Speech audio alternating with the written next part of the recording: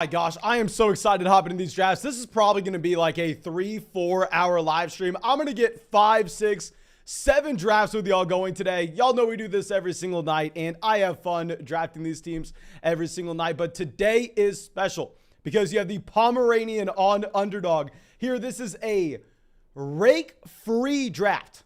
That means y'all know usually Underdog makes their money by taking like 9% of the league pot, whatever it is. It's honestly very low for what they do. But this is 0% from the league pot, 0% rake. So we are going to be firing up as many of these drafts as we possibly can. Here we are going to be drafting from the 103. Y'all know I love the 103. And what I also love is when y'all go down there, drop a like on the live stream. Subscribe to the channel if for whatever reason you're not subscribed already. And if you want to come to these drafts when they're actually live and not watch this as a video later on, make sure you're hitting the bell next to the subscribe button. That way you know when we're live. But it looks like we have that team at the 101 on the clock. They decide to go ahead. They take Jonathan Taylor here. I mean, Jonathan Taylor's been slipping in some of these drafts as of late. I mean, I actually ended up getting Jonathan Taylor at the 104 in one of our high stakes drafts the other day. But here instead, we're going to get Justin Jefferson at 3. Yes, we are now taking Jefferson over Kupp just because we have that Matthew Stafford elbow injury to use that as a tie break. So we're going to be super happy to go through, fire this up. You have Cooper Kupp going directly after Austin Eckler at 5. I have also noticed this. I don't know if it's because you have some more casual drafters now drafting on Underdog Fantasy, but it does appear that Jamar Chase has been falling outside the top 5 more and more. Now, I ended up getting Jamar Chase at pick 6 in the draft this morning, and I'm not going to complain about that for a single freaking second. Like, I'm happy to see Jamar Chase falling outside the top 5. And remember, of course, it's going to come down to your own fantasy football format. I mean, if you're playing in a shallow league where you only go through and start one quarterback, 2 running backs, 2 receivers, a tight end, and a flex, there you go with the running back. But on Underdog, you have to start 3 wide receivers, and it's best ball. So these wide receivers are going to slide up. And if you don't know what Underdog is, you probably are the last person on the earth, but I'll fill you in. Underdog Fantasy is, in my opinion, one of the best places you can draft. They're best ball drafts, so that means there is no time commitment at all during the season. You don't submit your starting lineup. You don't work the waiver wire. That's automatically done for you throughout the year. And when you go and sign up for Underdog Fantasy to hop in some extra drafts this year and use promo code FLOCK, they're going to match your first deposit dollar for dollar up to $100. You will get our 2022 fantasy football rankings and our 2022 fantasy football draft guide when you make a $10 deposit on Underdog with promo code FLOCK. A 300-page draft guide. I worked my ass off to get that to y'all the cheapest way possible, and that's going to be with that $10 deposit on Underdog. You can find the link down there below. Jacob says, 5th overall non-PPR. Who should I get? Non-PPR, honestly, hate to say this, you should go ahead. Just take Derrick Henry. Take Derrick Henry in a non-PPR format. You don't have to be worried about his lack of involvement as a pass catcher whatsoever. Take him, and if he's not available, hell, just pivot over to another running back. Go with a guy like Dalvin Cook. You're not taking a wide receiver 5th overall in a non-PPR league. Cameron coming out, thank you, my friend, says, can you go into more detail about the data related to injury-prone running backs and how it relates to Christian McCaffrey in specific? Of course, I'm not going to be able to recall data like this right off the top of my head, as I can do with a decent amount of stats you can find in fantasy football. But what I would say is if you look at a macro standpoint from the fantasy football community's stance on injuries, usually the fantasy football community is way too confident. And I repeat, way too confident in their ability to predict these injuries. So 9 times out of 10, you are getting that discount on. Remember, we were able to get Michael Thomas as the wide receiver 40 earlier on this offseason in drafts. Now that's no longer happening. Yeah, let's just take Mike Evans if he's getting a full practice in. But 9 times out of 10, you are going to be getting that discount on those individual players. Like you saw Saquon Barkley back in the day being drafted in the 3rd round a couple months ago on Underdog. Now that's never happening either. He's going at the beginning of the 2nd round. So I think the fantasy football community has gotten a lot better with it. And actually, it's been priced in. Like Christian McCaffrey going at 2, in my opinion, is honestly a probably pretty fair price point for him. Okay. Jake coming out showing some support. Thank you, my friend. I appreciate it. Now we have Ezekiel Elliott at 25 alongside Tyreek Hill. So we're going to get an elite level running back here on the way back around in the 3rd round, whether that's Leonard Fournette or Nick Chubb. I do have Nick Chubb ranked higher, but because we drafted Mike Evans here, I like the idea of taking Leonard Fournette, getting some correlation in from the Tampa Bay Buccaneers offense. I mean, I don't necessarily think that we can easily get Tom Brady on the way back around at the end of the 8th round, but it's a possibility. It's something that I definitely want to try to go for. And hell, I'm still fine having this correlation regardless. And I think this is going to be somewhat a unique combination on Underdog as well, where it's not like Leonard Fournette's falling to pick 27 in every single draft. Okay. And I also want to give you all a massive thank you today, guys. Like, looking at, I haven't checked this in a couple hours, but last I checked, it looked like today is probably going to go down in Fantasy Flock Network's history as the best day ever on the channel. If you're looking at views, average, if you're looking at watch time, no matter what you're looking at, I think today will go down as best ever for the channel. I could be wrong. That's why I wanted to go live a little bit early here. That's why I wanted to try to get y'all as many drafts as possible. Try to get 5, 6, 7 drafts going tonight. So, of course, if you want those extra drafts, please go down there and drop that like in the stream. But after we go, Leonard Fournette, not too many things to point out here. Y'all know I love me some value with Kyle Pitts at pick 31. And this exact thing happened to me earlier on today where we got Jamar Chase at 6. And we also had T. Higgins making it to us in the 3rd round. Very interesting to see it. Like, I'm definitely going to prefer to go ahead and grab that Cincinnati Bengals stack where we can. Obviously, you're looking at Joe Burrow in the 7th at this point, but very interesting. Okay. Now we have Josh Allen at 34. Very interesting start here as well from that team at 10, where they go through, they get the tight end 1 overall with Kelsey. They get the quarterback 1 overall with Josh Allen. They get a running back that, in my opinion, can be a top 5 running back in fantasy as well with Joe Mixon. So honestly, really exciting start, at least through the first 3 rounds here by this team. Now we have Waddle at pick 37. This team at the turn, honestly, this looks a little cookie cutter, as well as Allen Robinson at pick 38. Not too much to discuss here when we're looking at these players at the very beginning of the 4th round.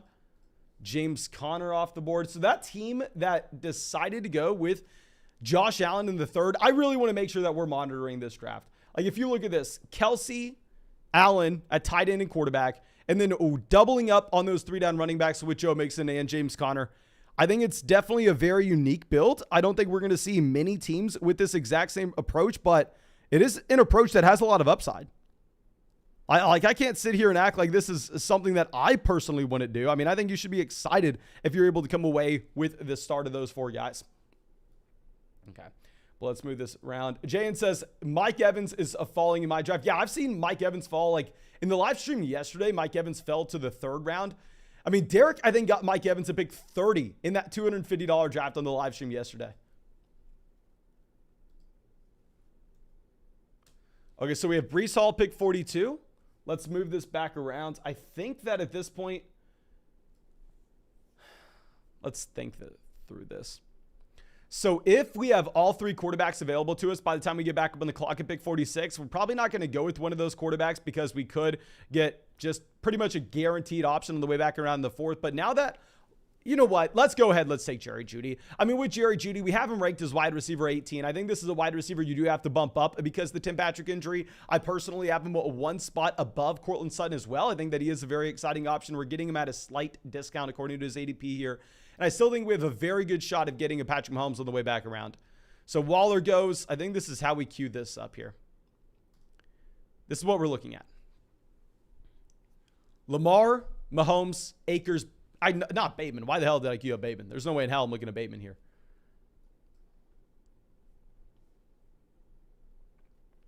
DK Metcalf off the board, 49. Very interesting. This team is willing to go out there and they're willing to get their guys, which is honestly what I like to see as well. I mean, I think you are going to create more of a unique build if you go at the turn and just decide to draft the guys that you like here. Mark says Mike Evans was going at the 203 before Deebo not a month ago. Yeah, if you go through, if you look at that $1,000 draft that I have on this channel, you will see that you had... Let me pause for a second for dramatic effect. You had Mike Evans at the 201 in that $1,000 draft. Like, Mike Evans was sneaking into the end of the 1st round in a couple of these. He had a couple big channels going through, pumping up Mike Evans a ton. Obviously, the Evans injury, Brady being away from training camp, Chris Godwin's health, as well as Julio Jones being added on. I think a lot of factors have played into the fall of Mike Evans, where now he's going at the 2-3 turn instead of the 1-2 turn like he was previously. But I never was really drafting Mike Evans at the 1-2 turn. I mean, trust me, I've definitely been drafting players too high. I was drafting Josh Jacobs in the 6th, and now he goes in the 7th. I'm not saying this to flex or anything, but I will say I was never really drafting Mike Evans at that 1-2 turn. So from a natural diversification standpoint, when we now get the ability to take him at the 2-3 turn, I'm probably going to draft him a lot here just so I can have him across my entire portfolio and at a much cheaper cost than a lot of other people as well. Kobe Shorts coming out. Thank you, my friend. Says, what's your exposure on Taysom Hill? Let me go through. Let me pull up exactly what we have with a Taysom Hill. I think we don't have too much Hill. If I'm going to be honest with you, I don't have a lot of Taysom Hill. I understand the thought process behind it, and I don't even want to argue with the thought process behind going and drafting Hill. But as it stands, I have Taysom Hill in 4% of drafts. Now, remember there was that stretch where Taysom Hill was dealing with an undisclosed injury, and we didn't know how long he was going to be out of camp. In a lot of drafts, people weren't even taking Taysom Hill at all. So that 4% isn't necessarily super aggressive one way or another, but it is what it is. Now we have Kyler Murray off the board here, pick 56. So that team that got Hollywood Brown 41 is not going to risk it. They're not going to roll the dice that they get Kyler on the way back around in the 6th. I mean, I understand why they would decide to go through and why they would decide to break it down this way. Personally, I don't necessarily know if that's what I would do. I would probably roll the dice. And that team at 10, like I said, we want to be monitoring them. They go, with my opinion, probably the best player on the board yet again with J.K. Dobbins at pick 58. But at the same time, this is a team that is going to be probably pretty damn desperate to go through and find some wide receiver value a little later on. Now, A.J. Dillon off the board, pick 59. This should push some wide receivers down to pick 63 to that team that decided to go no receivers through the first 5 rounds. Derek asking if this is a Pomeranian. Yeah, I think we are going to... I'm going to try to get in like probably 5, 6, 7 drafts on the live stream tonight with those Pomeranian drafts. So like I said, if you want to see more drafts, please make sure support the channel. I mean, we are on pace to have the best day in our channel's history today. Go down there, drop a like in this live stream. It helps us out so much. Okay, Allen Lazard going off the board, pick 62. Oh my gosh. I'm happy Allen Lazard's off here, so we don't even have to consider drafting him at 70. Brandon Cooks goes. I love that team at the 10 spot. I mean, Brandon Cooks is someone that I'm not necessarily drafting a ton when he has an ADP at the beginning of the 5th round, but to get Brandon Cooks at pick 63, when you've loaded up on the elite level tight end, the elite level quarterback, 3 very strong running backs as well, I really like that team at 10. I know it's a unique build. I know not many people are going to like it when a lot of drafters want to go through and they want to make sure that they hammer in their wide receivers early. But I mean, if you're getting that quarterback, tight end, running back value, I'm completely fine with what that team did. Now let's see what these 2 teams in front of us decide to do. Now, the team right before us only has Cooper Kupp at wide receiver, so it'd be interesting to see if they decide to go ahead, if they decide to grab a receiver here. They took Justin Herbert in the last round instead of stacking up Lamar Jackson with Mark Andrews, which is going to be something to keep our eye out for the rest of the draft. Now, personally, I know who I want here. I don't want to say it out loud because I don't know if anybody in this draft is watching this live stream. I'll say it once we're on the clock.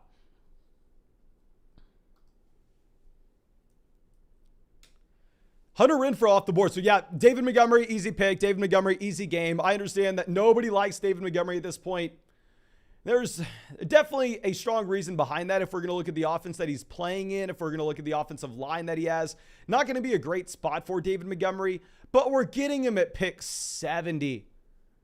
I know a lot of people think he doesn't have upside, but what I would say is if we go back to 2020 and you look at David Montgomery as the running back 7 on a points per game basis, I think it's going to be a no-brainer selection to take him at 70. No-brainer. Okay. So now Elijah Mitchell, 72. It would have been nice to get Elijah Mitchell on the way back around as well. Let's pull this down. Let's see. Weedham boys. Let's see what they decide to do. They go Drake London, 73. London would have probably been the wide receiver that we were looking at. What we really want is we want Brady making it back to us with this build. Obviously, I'm not drafting Brady here. We would have to roll the dice that he comes back to us in the 8th. But I think we have a plan. I think I have a strong plan here. Chris Olave off the board. So I think a lot of people would make the argument that we want to go ahead. We want to take the falling value of Trey Lance in a best ball format, lock in that elite level quarterback every single week. What I would say is when we're looking at the potential to get Tom Brady on the way back round in the 8th round, I'm just going to make this a draft where you have the all hated running backs. Like, you have your all pro teams in football. This is the all hated running back group where you have David Montgomery and at the same time you have Josh Jacobs on the same build. Personally, I'm going to be fine with the price points that we're getting these two guys with David Montgomery at pick 70, with Josh Jacobs at 75. I think we already have the elite level quarterback with Lamar Jackson. And when we decide to pass on Trey Lance here, if you think about it from an overall draft board context, I think that we are essentially going to be just sacrificing Trey Lance to another team where instead of them taking Tom Brady maybe at the beginning of the 8th, they feel comfortable with their quarterback situation by having Trey Lance, and it improves our ability to get Tom Brady making it back to us at pick 94, where we would be pulling him up with Leonard Fournette and Mike Evans. But instead, Brady goes to the Chris Godwin owner here at pick 55. That definitely sucks for us. Very weird, very rare to see a team decide to go ahead and take Tom Brady over Trey Lance at this point in a 4-point passing touchdown format league. I'm not going to argue with it, though. Taj says, any private drafts today? We're going to see how many Pomeranian drafts we can get into before it closes. Like if we are like 2 or 3 Pomeranian drafts in and then all of a sudden the contest is already filled, then we'll go through and we'll fire up some private drafts. We'll try to get a mix of private drafts and Pomeranians going. Okay. So let's move this back around.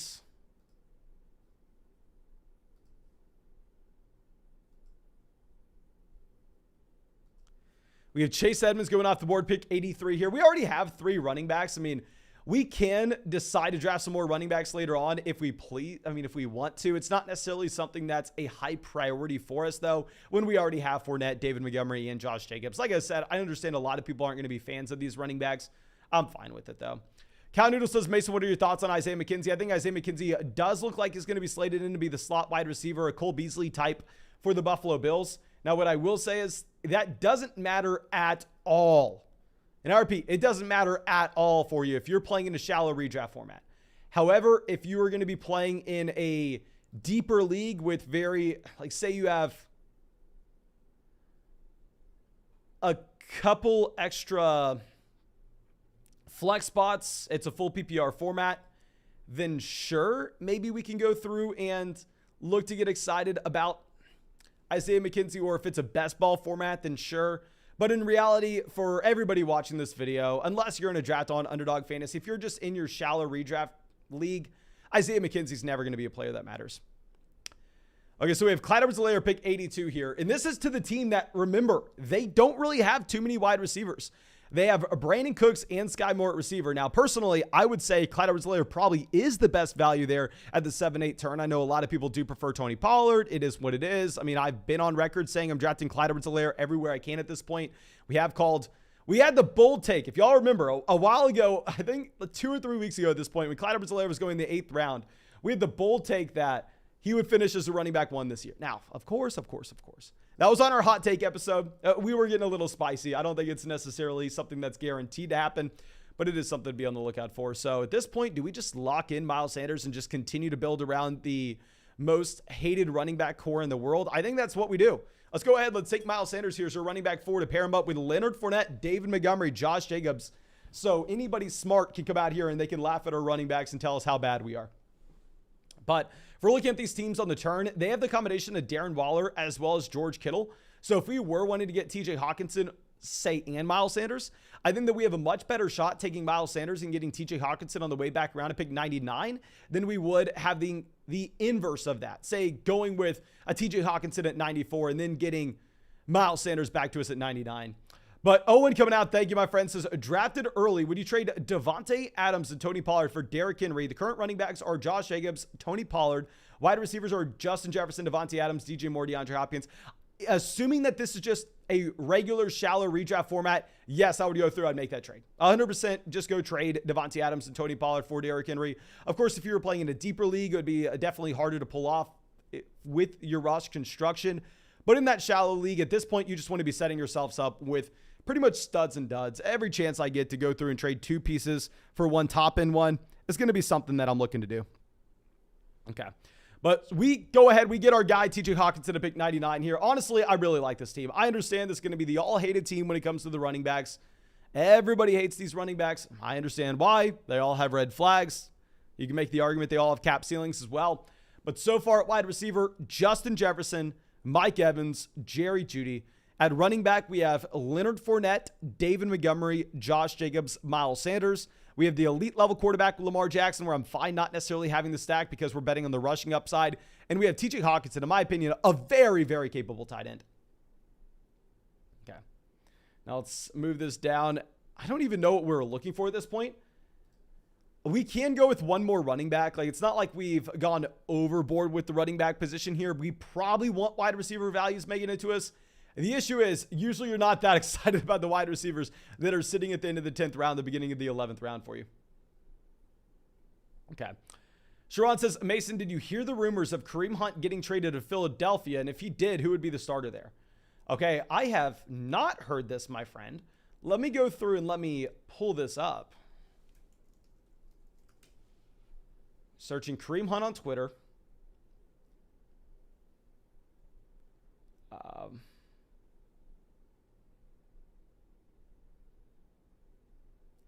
Don't really see any legit reports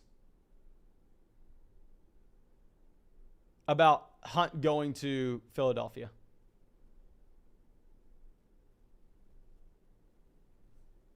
You have some like literally Philadelphia Eagles fans coming out, tweeting out these rumors about it. But in reality, I don't see anything that shows us that it's something that we should be expecting. Okay. So we have Rondale Moore, Russell Gage, Joshua Palmer all off the board here at the beginning of the 10th round. iHonk says it's just a pick of him talking to the coach in Philly. Oh, okay. So I guess that's where the rumors are coming from, and that's not going to be something I'm concerned with whatsoever. Okay, so let's swing this back around. And at this point, if we are looking at players that we like, I don't want to say too much. There's a wide receiver that I really like in this range. If we don't get the receiver outside of that, I don't really even know what we would be looking for. Maybe we grab Kenneth Walker here. I mean, out of the quarterbacks, the quarterback we'd want would be Kirk Cousins to pair up with Justin Jefferson. But Romeo Doubs off the board here at 116. This shiesty season on the clock. They have Herbert at quarterback, Andrews at tight end. They took George Pickens in the last round.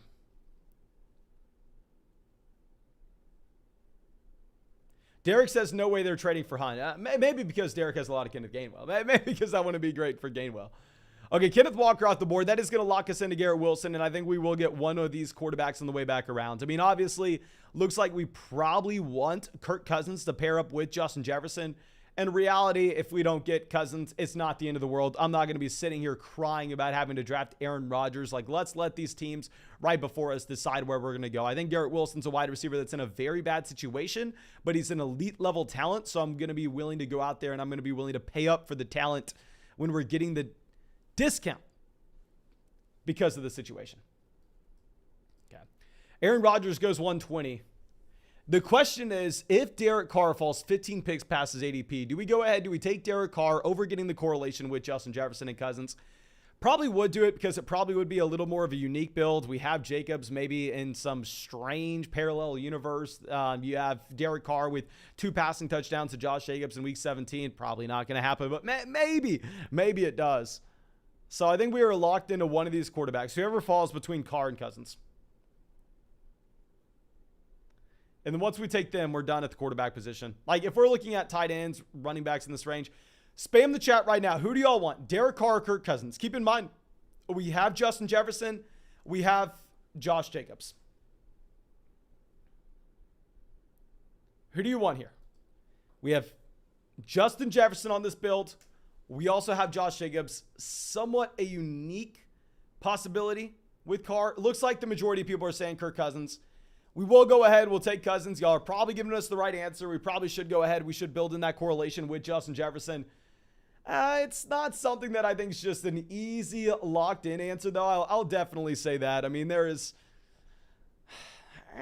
a big part of my brain screaming at me to go ahead and take Derek Carr just because he's never falling into this range. But usually, I will say, I'm never drafting Derek Carr when he has an ADP of 108. But the reason he goes there is because you have the Davante Adams team taking Derek Carr 9 times out of 10. And also, that's the range of the board that you also have Hunter Renfrow usually off in. So it's just pretty much working in double time on why you would see those guys gone. Okay. Now we have some people telling us to get Irv Smith Jr. Yeah, if Irv Smith Jr. makes it on the way back around in the 12th round, that's usually where we look to grab our tight end. We have Hockenson here, so I think if we grab a 12th round tight end, whether that's an Irv Smith Jr., whether that's a Pat Freiermuth, I think that we should be good to go with only rolling with 2 of these players. When we have the combination of Lamar Jackson and Kirk Cousins as well, we're only going to be drafting 2 quarterbacks, so I think we will put ourselves in a pretty good spot where we could go 2 QBs, 5 running backs, 9 receivers, and 2 tight ends. Possibly a 3rd tight end, just depending on the value that falls. Okay. Santiago says, yo, Mason, is anything happening with Josh Jacobs? I just got him at pick 95. My friend, I don't know. Obviously, the hate has gone far with Josh Jacobs, and I am not going to hide away from the fact that I was drafting him regularly in the 6th round. If I was drafting him regularly in the 6th round, I know you have some hype for Zamir White at this point. Maybe hype that I'm not necessarily buying into. I'm still going to be drafting Josh Jacobs when we get the opportunity to in the 7th. I know it's a gross range to be going running back, but it is what it is. Henry says, David Montgomery fell to the 7th in mine, and Josh Jacobs is about to fall to the 8th. Dear God, maybe something's going on that I don't know. David Montgomery fell to the 7th, and Josh Jacobs, David Montgomery pretty much fell to the 7th for us here. We ended up getting him at pick, 70? So let's go through. Let me search David Montgomery as well as Josh Jacobs on Twitter to see if we have anything coming out.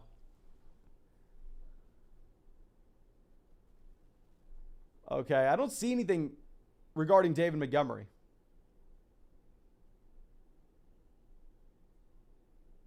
See that he was put in top 100 for top 100 NFL players. Probably don't agree with that. I'll definitely say that. I don't think David Montgomery's a top 100 player in the NFL.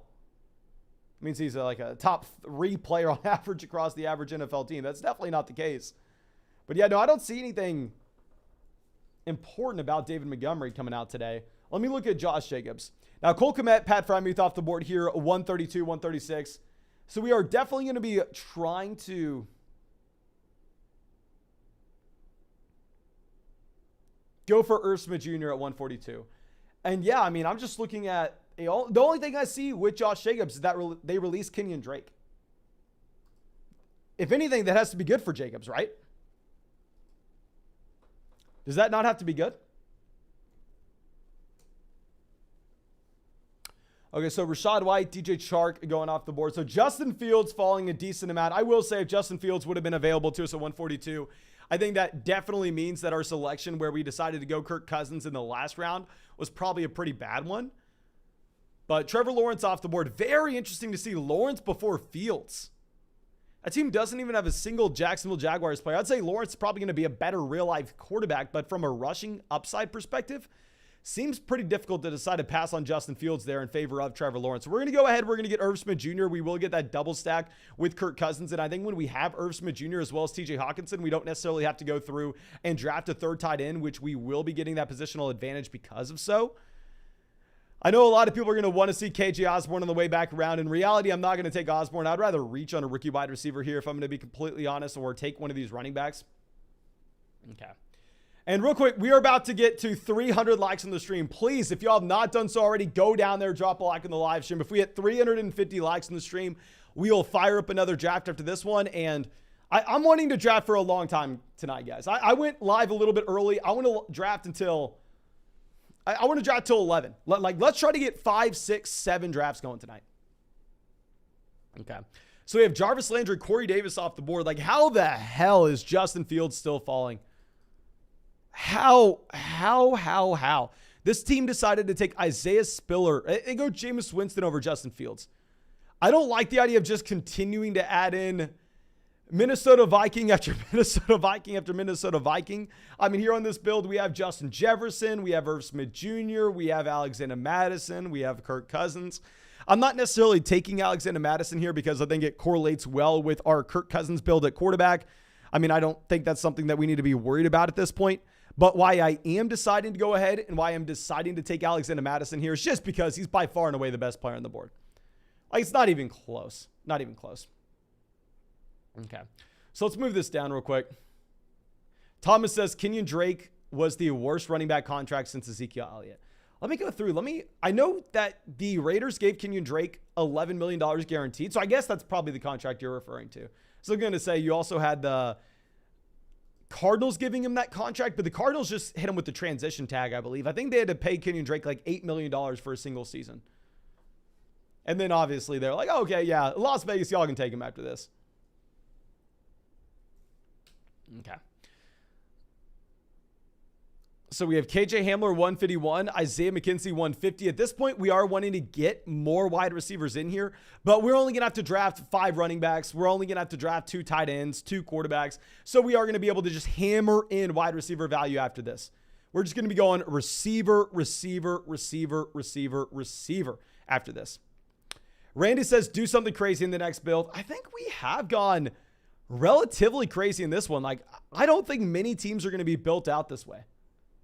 And if we're going back and looking at what we did through the first 5 rounds, maybe that's somewhat standard. But to go Montgomery, Josh Jacobs, Miles Sanders, go with running backs that everybody hates at this point with the next 3, I don't necessarily think too many people are stacking these running backs in the same roster.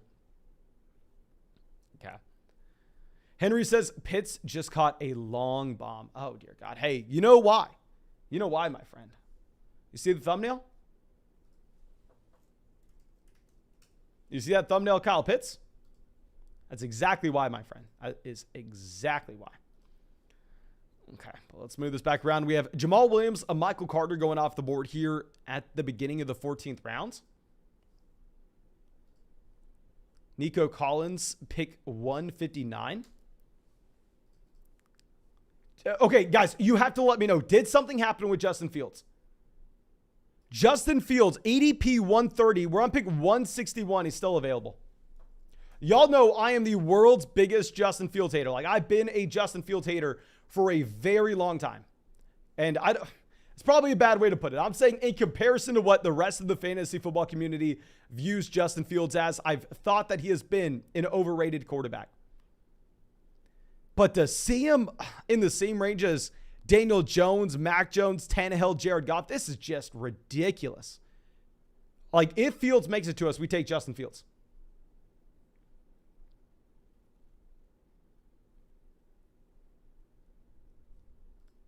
Daniel Jones, what? Okay, I'm checking the chat. What are y'all saying about Justin Fields real quick?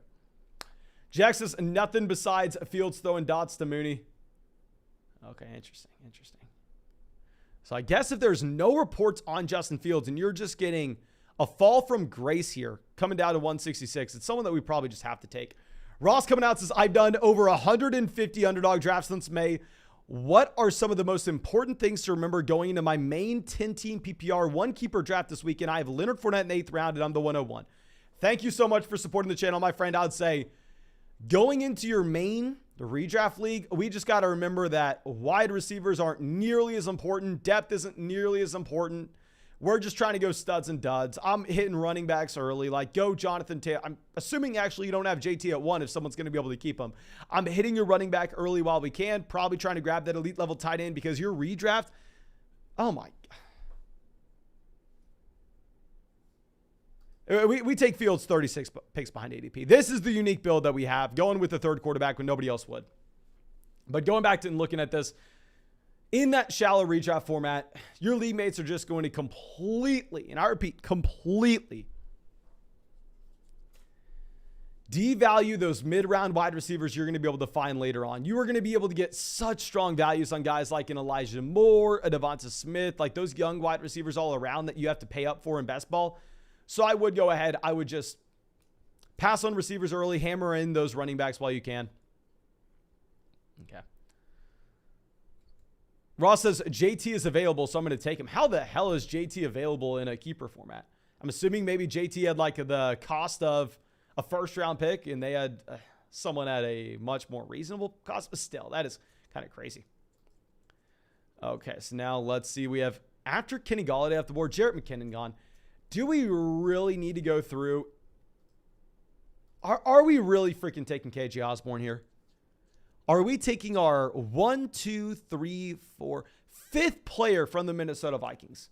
At this point, we would be so concentrated in this one offense that the amount of one-offs that we could have during the fantasy football playoff stretch, I don't necessarily think that this is a optimal way to build for the highest ceiling possible. I would definitely say that.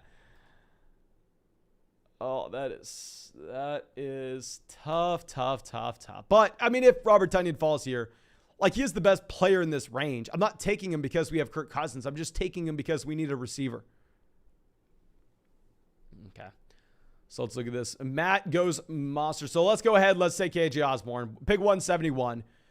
Like I said, I'm not taking this because we have Cousins. I'm not trying to go overboard with this correlation. But, I mean, if we are going to go ahead, we're going to look at him. What? He's fallen 35 picks past ADP. 35 picks past ADP. I think he is a very compelling discount at this point where we should probably just go ahead and draft him.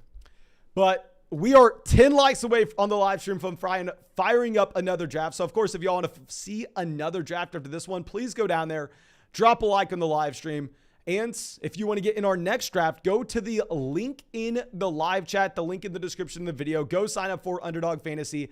Use promo code FLOCK when you sign up for Underdog Fantasy. They'll match your first deposit dollar for dollar up to 100. You'll get our 2022 fantasy football rankings. You'll get our 2022 fantasy football draft guide. Please make sure you're taking advantage of that ASAP.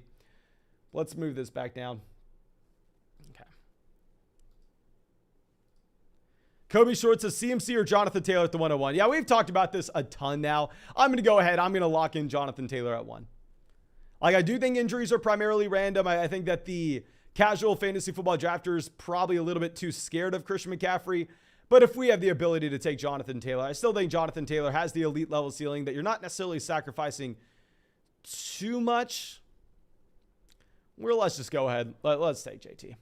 Now, after we go KJ Osborn, I mean, obviously we are not in a great spot at wide receiver. Like, let's go through and let's show off this wide receiver room.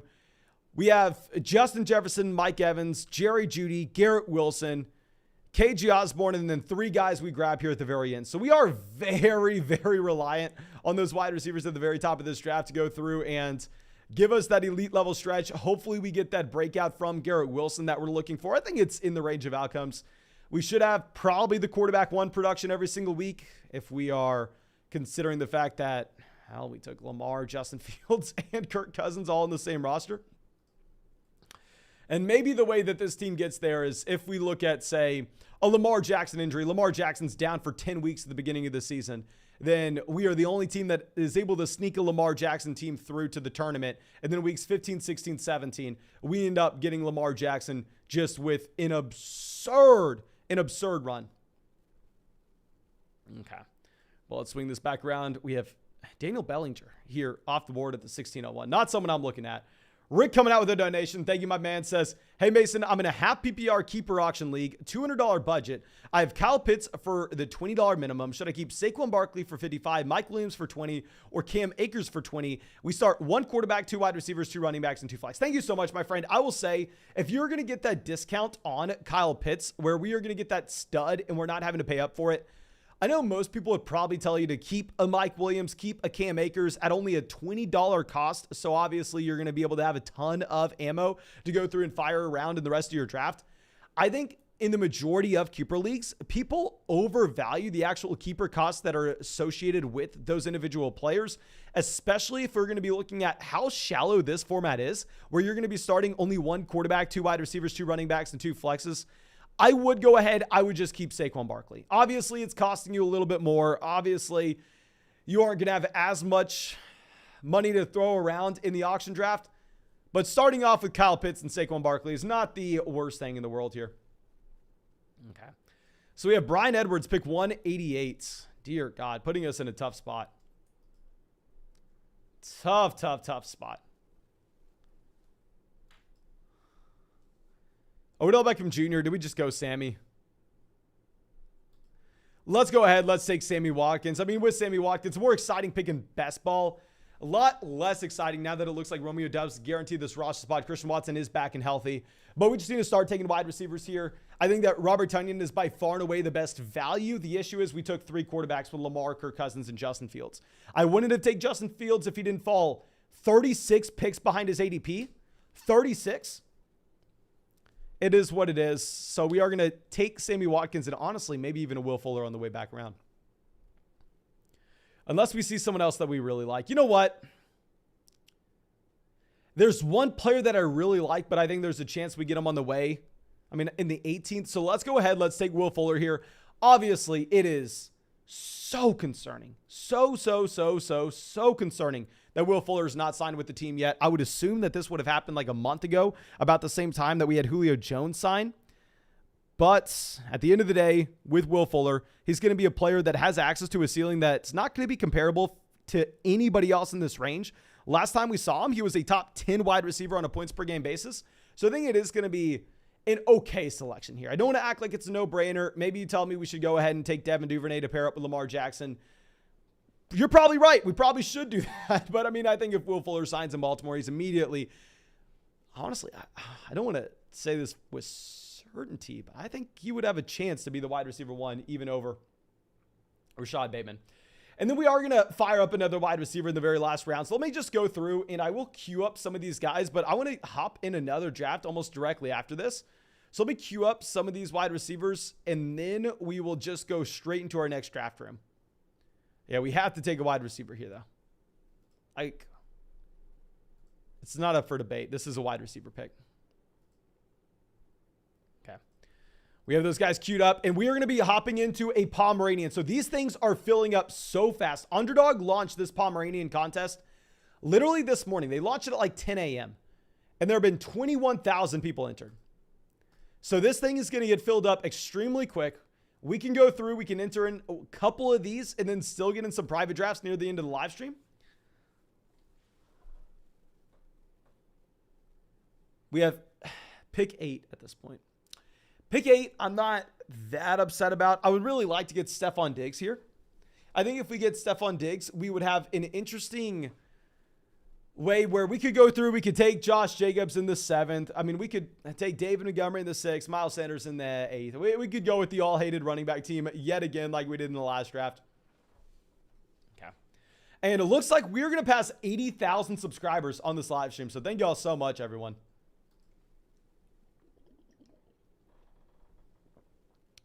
So now DTR on the clock. And remember, these $3 Pomeranian drafts, why I want to get in as many of these on Underdog as possible is it's 0% rake. Do you know how rare it is on anything to find 0% rake? So I'm going to try. That's why there's already been 21,000 entries in this literally just over the past, 11 hours? Like it's crazy. Season Game says he got in the draft. He's at the 101. Happy to go up against you. I'm assuming we're going to see you go Jonathan Taylor. Maybe not. Maybe you mix it up. I mean, if you want to have Jonathan Taylor make it back to us at pick 8, I'm not going to complain with that. But no, he goes Christian McCaffrey at 1. So not concerned whatsoever. Just going for the highest ceiling possible there. I understand it. I personally don't necessarily do it. But I'm not going to act like it's the craziest thing in the world. Jonathan Taylor off the board at 2. Jefferson at 3. So pretty standard draft so far. I know a lot of people in casual drafts are going to be really surprised to see that selection of Christian McCaffrey, but in reality, you shouldn't be. Like, that's just something that's going to happen very often. Okay. We have Jamar Chase at 5, unlike the trend that we've seen him falling in some of these other ones. Let's swing this back around. So let's hope that we get Stephon Diggs. Stephon Diggs is the guy that we're looking at here.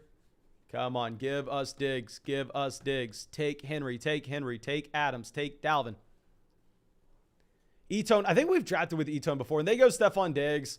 So we already get Derrick Henry here at pick 8. I don't want to sit here and cry about getting Derrick Henry at pick 8. It is just going to be harder for us to take some of that mid-running back value that we like later on. Thomas says everyone is big braining Jonathan Taylor too. I think the same thing as well, because it would be different if you didn't have like a crap ton of upside with Jonathan Taylor. But I feel like the upside's there where you can just go through. You can lock him in at the 101.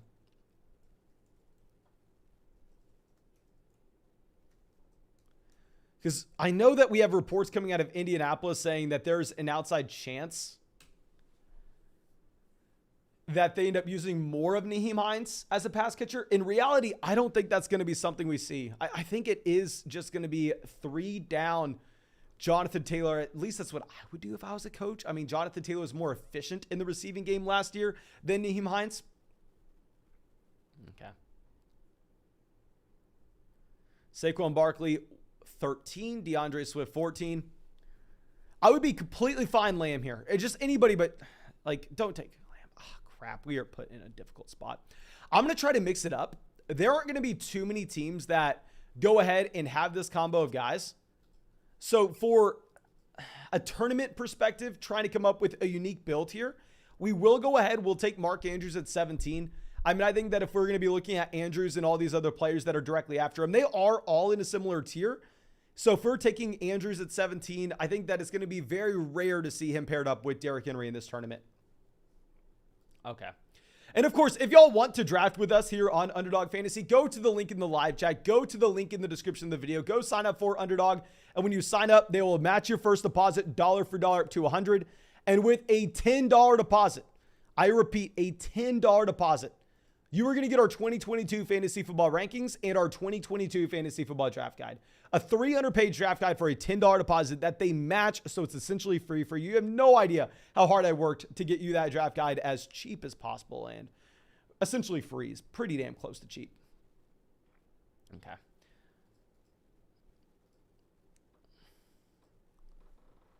Now we have Javonte Williams off the board here, pick 21. Alvin Kamara, pick 20. Obviously, Kamara has been rising a ton in these drafts. I think you can make the argument that we should go ahead. We should try to take Derrick Henry and Kamara if we're wanting to come away with that unique build. Now, we took Lamar Jackson at the beginning of the 5th round in the last draft. And of course, if we could somehow have Lamar making it back to us, if we could get Lamar Jackson making it back to us in the 5th round, it's going to be an auto pick. It'll be the easiest selection that I've ever made. I don't necessarily know how likely that is to be, if I'm going to be honest with you. We'll see. We'll figure it out. We'll figure it out. So Nick Chubb off the board here, pick 23.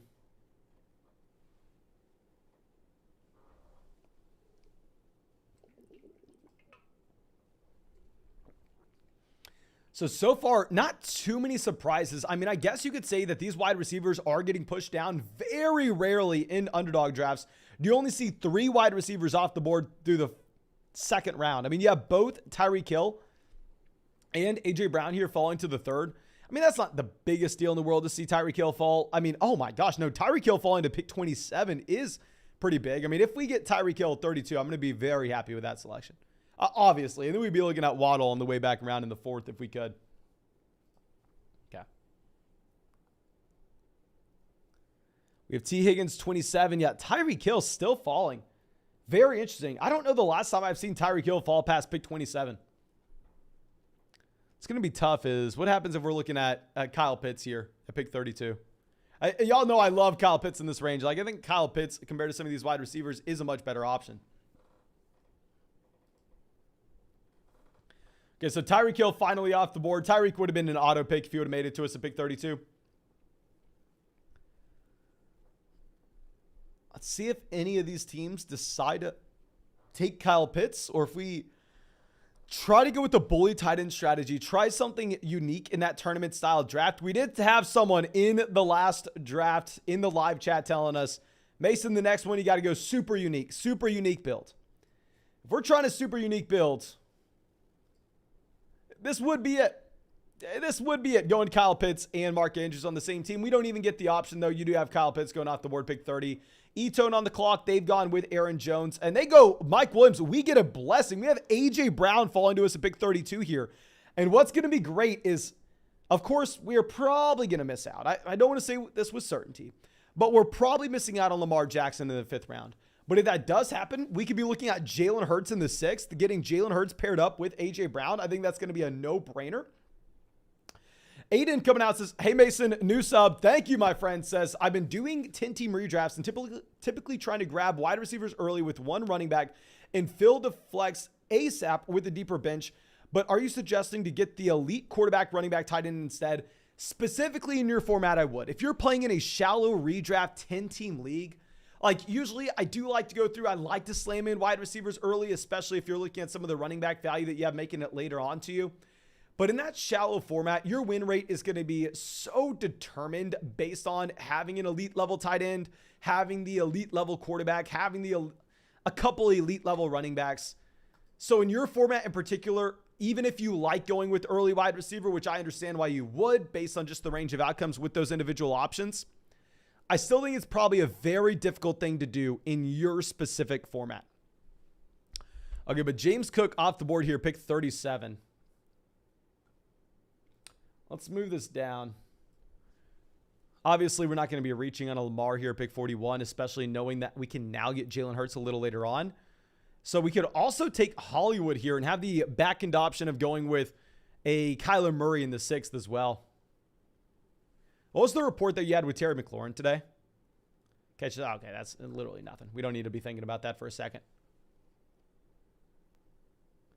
Hollywood Brown off. So let's go ahead. Let's take Terry McLaurin here. I mean, just grabbing another wide receiver. It's not necessarily a great value by any means. Blah, blah, blah. This is one big tier. You can go out there. You can get your guy, make an argument for him. But let's take Terry McLaurin. Really hope that we get a Lamar Jackson making it back to us at pick 56. If we don't have Lamar Jackson making it back to us at pick 56, we're still going to be looking for Jalen Hurts to pair up with A.J. Brown. But after we go Terry McLaurin 41, you have Herbert, you have Breece Hall directly after. I guess it's not that surprising to see Justin Herbert go there at pick 42 to pair up with the Mike Williams at 31. I'd say I probably prefer going A.J. Brown over Mike Williams, but that's just going to be me. Easy Edits coming out, says a W content new sub. Thank you, my friend. And can y'all please help me out with this? Because, of course, I need to continue to focus in on fantasy football, but there's some business things I need to focus in on the back end and how we continue to expand. Please, if you have found the channel and you are a new subscriber within the last week, let me know how you found us. Whether that's a random rankings video, a random live draft, like you found us while we were actually live streaming. Maybe you came from somewhere like TikTok, Instagram. Let me know how you found us if you were a new subscriber over the past week. Now, Lamar Jackson goes pick 46. I can't sit here and cry about it. I mean, if I were that team, I would also probably be going with the Lamar Jackson. You don't need to stack Lamar Jackson given his rushing upside. So let's just say bravo. Bravo with the Lamar Jackson selection of 46. Okay. Okay, so it looks like YouTube search, random. Okay. Thank you all for filling me in. I truly do appreciate it. Thank you, guys. Okay, but Bateman off the board, pick 51 here. It does make a lot of sense for them to go with the Rashad Bateman if they just want to lock in that correlation with Lamar Jackson. Now, personally, I'm not a big Bateman guy. Like, I'm not willing to pay up the Bateman price here if we're going to look at the elite level tight ends in comparison. Like, if you could go with a Darren Waller, go with the George Kittle, I'm still going to be preferring those guys. And maybe that's how we have a unique build here as well. We go ahead, we grab that elite level tight end at this point. Dobbins would have been someone that I would have been excited about. I mean, regardless of if we had Mark Andrews or not, I just think that Dobbins is fantastic value here. So let's see if we end up getting Amon-Ra St. Brown off the board. So we are going to go with the tight end here. Whether that's Darren Waller, whether that's George Kittle, we're going to go Darren Waller. Obviously, from a median projection standpoint, this is not a good pick. If you're just trying to raise your median projection, raise your floor in a draft, you do not want to be going with the tight end, especially if you're playing in a shallow redraft format. Taking Darren Waller here makes absolutely no sense at all. But if you're considering the fact that we are playing in a tournament style draft where first place, second place gets paid in this 12-team league, but also a small percentage of every single league pot is set aside for the massive fantasy football tournament at the very end of the season, we do need to go through and take into consideration that building a unique roster is going to be important as well. So taking a Darren Waller here at pick 56, I think it's strong value. Like, I'm taking Darren Waller at the beginning of the 5th. Like, hell yes. Let me take him here at 56. Almost a no-brainer.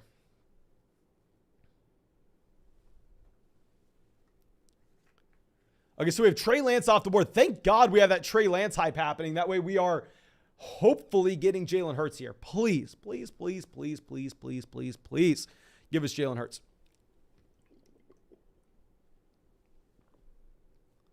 Anthony says, found you on Instagram while watching a reel. Okay, very surprising that someone actually saw one of those things.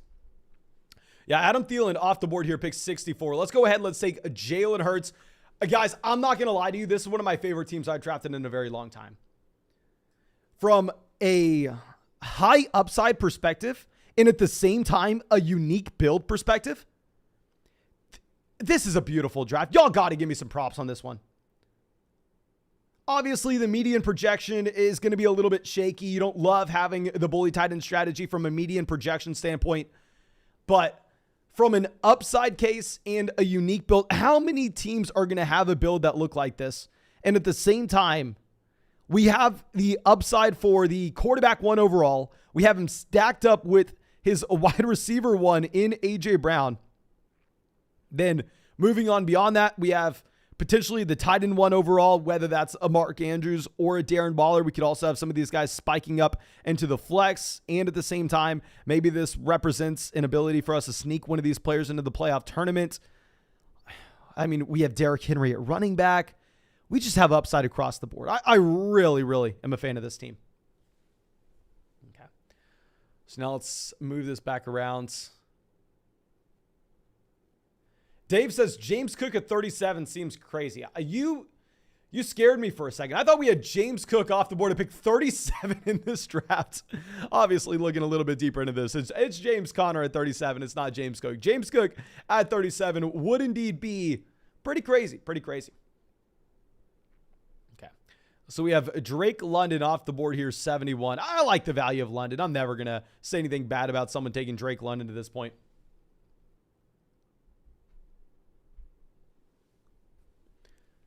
Drake London, 71. Alex says, chat, anyone else get an error when trying to open up the draft room links? It says it doesn't work because you have an ad blocker. Turn my ad blocker off, but still get the error. I'd imagine if you have you downloaded like an ad blocker or something, maybe you are denying permission for Underdog to see your location. Of course, Underdog's like completely regulated. So in states that they don't have DFS, like Washington, Nevada, Hawaii, Louisiana, I think there's one more state. I think Connecticut and Michigan. Those are the other 2 states that don't have Underdog. Because some of those states don't, if you had like an ad blocker blocking your location, they're going to assume that you're from one of those states and you're just not going to be able to get in a draft. So you just have to make sure that they can see your location.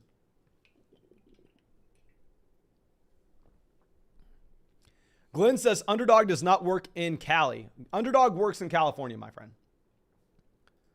I can guarantee you that Underdog works in California. But it looks like we are probably going to end up going with the running back here at pick 80 because everybody hates Montgomery. Everybody hates Josh Jacobs.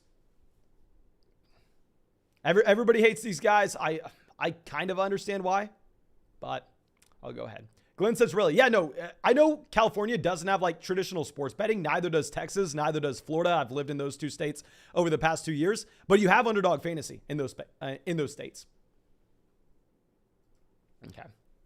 Glenn says, I couldn't deposit money. I'll try again. Yeah, maybe. You have to be 18 as well to be on Underdog. You have to be 18 to be on Underdog. Maybe that was why. But of course, if you want to get in a draft with us on Underdog Fantasy, go to the link in the live chat. Go to the link in the description of the video. Go sign up to Underdog Fantasy. Use promo code FLOCK when you sign up. They'll match your first deposit dollar for dollar up to $100. You'll get our 2022 fantasy football rankings. You will get our 2022 fantasy football draft guide with a freaking $10 deposit on Underdog. And we are going to get Davante Smith here to get that double stack with that Philadelphia Eagles offense and Jalen Hurts. Oh, this is a beautiful team. I mean, I'm completely fine with this Davante Smith value, regardless of if we have Jalen Hurts here. I think this is an elite level wide receiver. And as I've already mentioned, I think that the Philadelphia Eagles can surprise people this upcoming season. So let's go ahead. Let's take Davante Smith. I think it's a very, very easy pick to make. And let's see what comes back around. Glenn says, I signed up with your code, LOL. Thank you so much, Glenn. I appreciate it more. I promise you, I appreciate it more than you could imagine. And you should have noticed that your deposit gets matched that second that you deposit. So if you deposited $10, you'll already have $20 in your account. But to get our draft guide in our rankings, it's going to take a couple hours to be sent to your email. If you don't see it after 2 to 3 hours, please check your spam. And if you still don't see it, feel free to email me and I'll be super happy to get that sorted out for you and get you those. And you can find my email address in the description. Okay. But we have Ramondre Stevenson off the board at 87. Let's see what this team decides to do. They've gone with 5 wide receivers so far through this draft. They have CeeDee Lamb, so I wonder if they decide to just go through and take Dak Prescott here for that stack.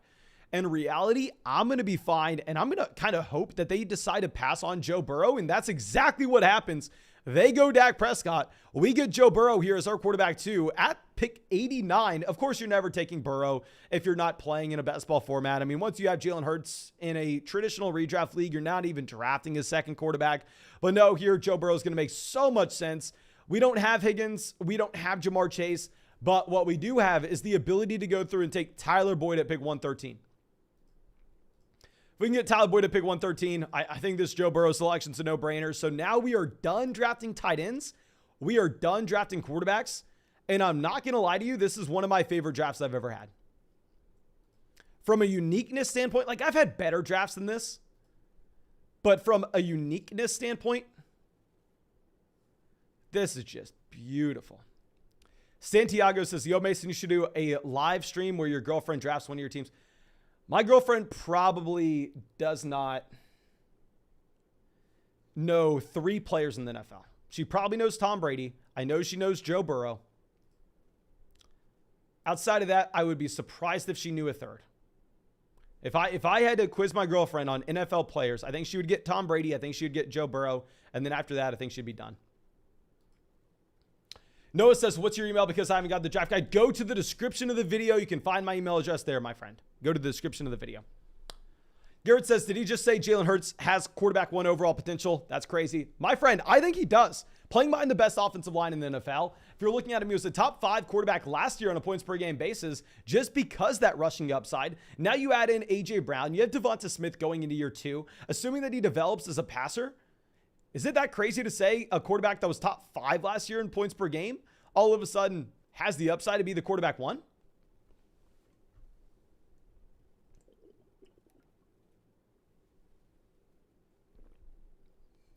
I don't necessarily think so. I don't think it's crazy. Okay. So let's move this over. Tyler Lockett pick 97. I mean, I don't even necessarily think that we are rooting to see too many things other than just quarterbacks and tight ends to get drafted. Please get these QBs and tight ends off the board. And we honestly probably will see teams begin to reach a little bit on tight ends because we did monopolize the position with the combo of Mark Andrews and Darren Waller. Dog says, how much correlation are you putting into week 17? I mean, how much consideration are you putting into week 17 correlation? I'm not. I'm trying to target players that I think have elite level ceilings for the final 3 weeks. I'm trying to target players like a Jameson Williams that may not necessarily be hyper productive through the first month, 2 months of the season. But then down the stretch, he could have a 3-week span where he's a top 10 receiver at low ownership. That's what I'm trying to focus in on, not necessarily week 17 game stacks. Okay, so I'm fine with a couple of these players here. Like, I'll take Miles Sanders if he makes it to us at pick 104. I'll take Kareem Hunt if he makes it to us at pick 104. If we don't get either one of those guys, we'll just probably go ahead and take Robert Woods now that Tyler Boyd's already off the board. Hunt is gone, so let's take Miles Sanders. I understand maybe we're going a little bit overboard with this Philadelphia Eagles stack. I get it. Trust me, I understand it. But hell, I would take Miles Sanders here no matter who we had at quarterback. If we had friggin' Tom Brady at quarterback instead of Jalen Hurts, I'm going Miles Sanders at pick 104. I mean, even if he is in a committee this upcoming season, you have other committee running backs going in this range. You had Kareem Hunt right before him. You have James Cook right after him. Okay. So let's scroll this down. Robert Woods off the board here at 107. I'm assuming we probably look at another running back on the way back around at the beginning of the 10th. And of course, if you have not done so already, please go down there, drop a like in the live stream. If we hit 700 likes in the stream, we are going to fire up another draft to this one. I think we are about 190 away. So fix your life if you have not dropped a like in the live stream. Nobody else is streaming for y'all 3 hours every single night. I'm going to do this for 200 days in a row. Do you understand? I've sacrificed my life for this. You can sacrifice 1 second of your life by dropping that like. Matt says, I was able to get Breece Hall 101 and then grab Jameson Williams with the last pick in the second round of a 12-person dynasty league. I'm not super knowledgeable. How did I? Okay, my friend. You grabbed Jameson Williams in the second round of a dynasty draft? That is a fantastic. That is absurd value with Jameson Williams. Great job, my friend. Great job. As well as Breece Hall at the 101. Like, that's a no-brainer. Like, great pick, but it's not necessarily like, you're expecting anything else. Like Breece Hall is essentially just penciled in to be the 101 in a dynasty rookie draft. Okay. So Bryce Long says, Mason, you need to see how Kyle Pitts ran his route. Okay, I'll search it on Twitter. Let's move this down. Devin Singletary off the board to 114. Y'all know I'm not a Damian Harris fan. Not a Damian Harris fan. Never been a Damian Harris fan. Derek says, this draft someone has a 3-3-0 build. Assuming you're saying the draft that you're in, not this one. Yeah, I don't see a 3-3-0 build here. Let's move this down.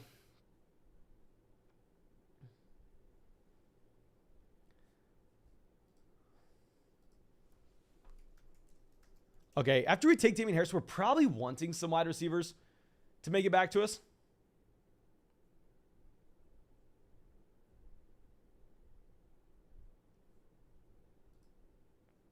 Dear God. Dear God, Kyle Pitts is just a monster.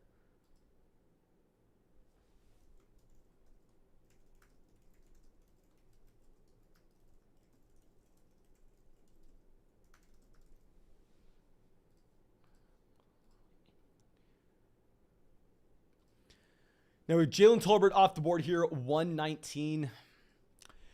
We want wide receivers on the way back around, but we're not necessarily looking for Jalen Tolbert. Not looking for Jalen Tolbert. Okay.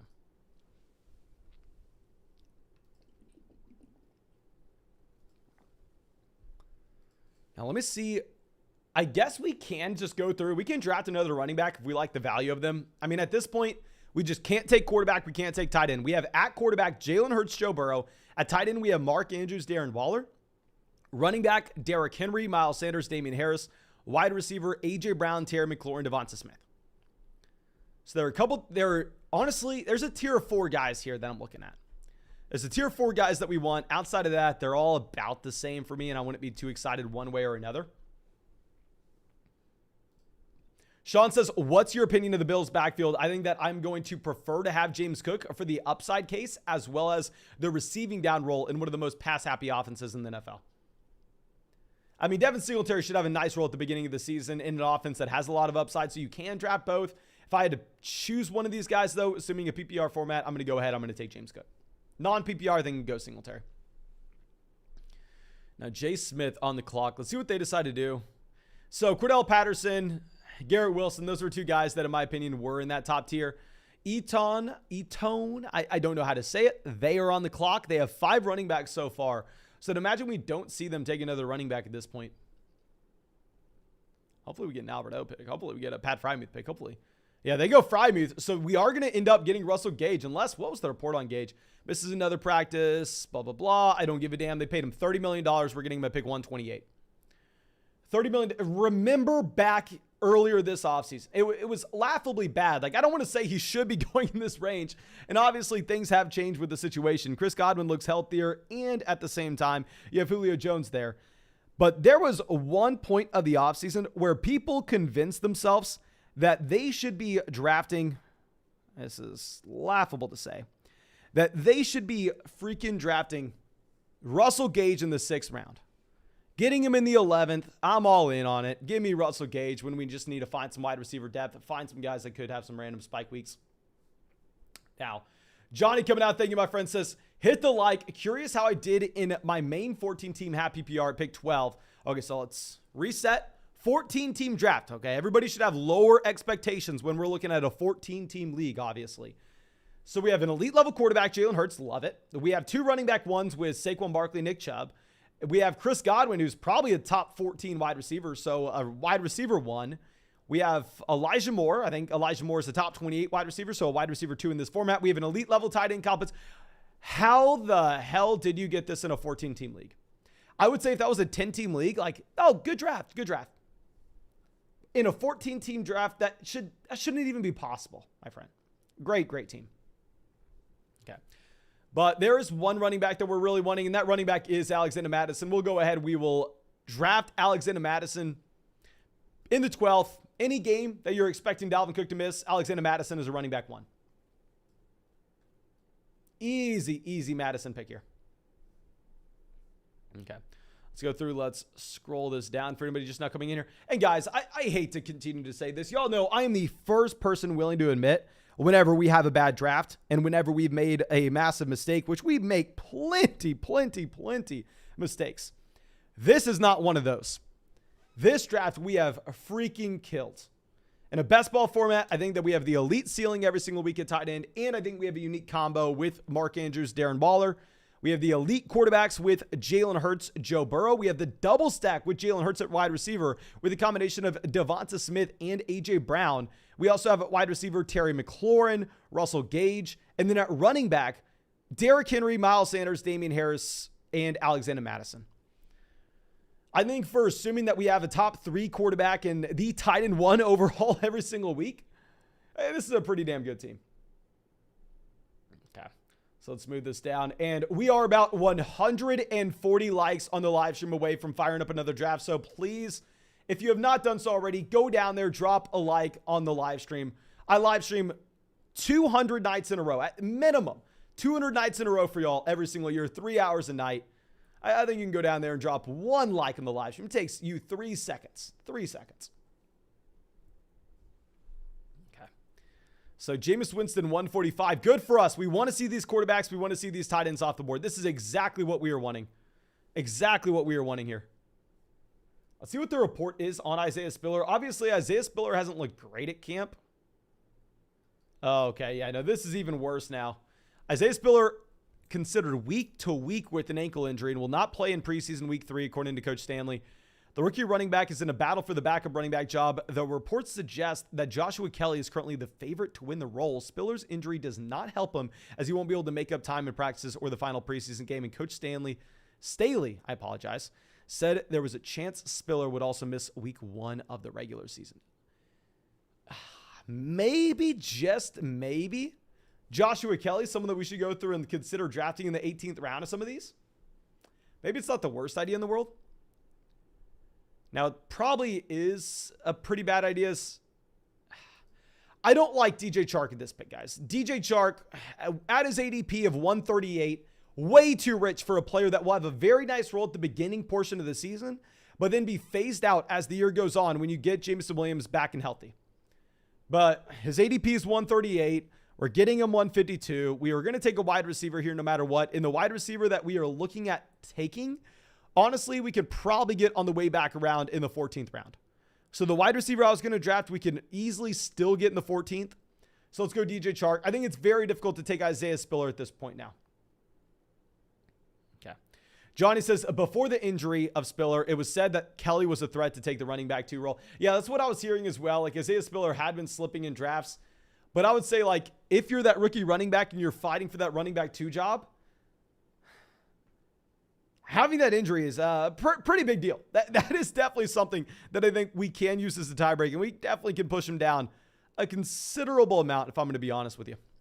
Now, Jameson Williams is the wide receiver, one of the 2 wide receivers we were looking at taking here at pick 152 over DJ Chark. I mean, in reality, I think Jameson Williams probably should be going over DJ Chark. The thing is, if we were looking at ADP, there was a chance that we had Jameson Williams to pick 161 because I think he had an ADP of 163.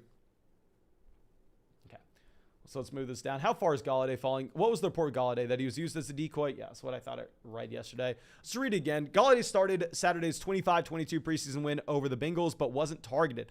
Golladay was on the field for 21 of 24 snaps over the Giants' first 3 drives, but starting quarterback Daniel Jones didn't look his way a single time. New York was probably more focused on seeing what rookie position players like Wan'Dale Robinson and Daniel Bellinger can do rather than the 5-year veteran Golladay, who didn't read too much. I don't know. Do we get our wide receiver? Is Hamler here? No, Hamler's not here either. We'll go ahead. We'll take Golladay. I think that he is not necessarily that intriguing if you're going to be looking at a shallow redraft format. But if we're going to be looking at best ball, where potentially this is someone that could go through, he could give us those random spike weeks, given his average depth of target as that deep threat wide receiver. I wasn't drafting him a lot last year when he was a lot more expensive than this. But if we're going to be looking at Golladay at this point when he's going behind Nico Collins, Alec Pierce, Wan'Dale Robinson, I think this is probably about the range where we can go through and draft him. Okay. So let's move this down. And yeah, with Golladay, what we're hoping for is 1 to 2 spike weeks. Obviously, Golladay not looking good at this point. But at the same time, can we say that Jarvis is looking great? Can we say that any wide receivers in this range are someone that's a clear answer over Golladay? Don't necessarily know.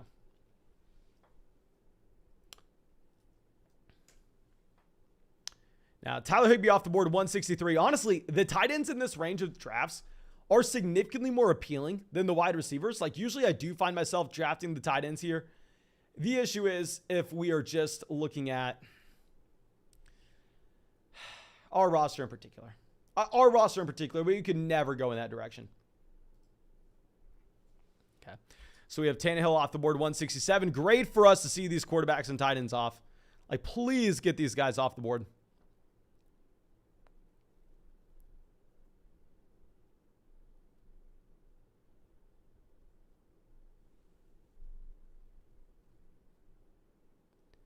Tannehill, 163.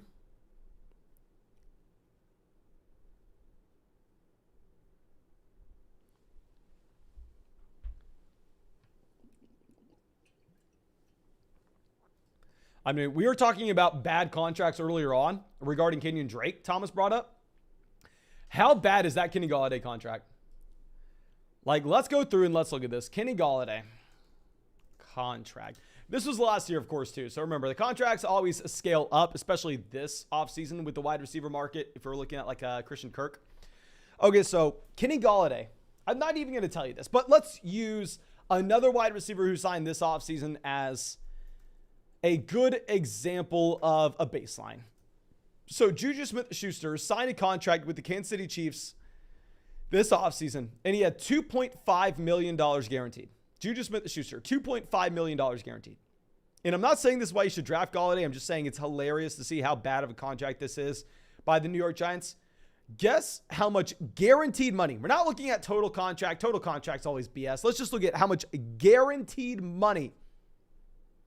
total guarantees you had with Kenny Galladay's contract. Do we have any guesses in the live chat right now? Okay. So Sammy Watkins off the board here, 173. I think we are still looking at running back. We're still looking at wide receiver in this draft. We're probably going to go 6 RBs and 8 receivers.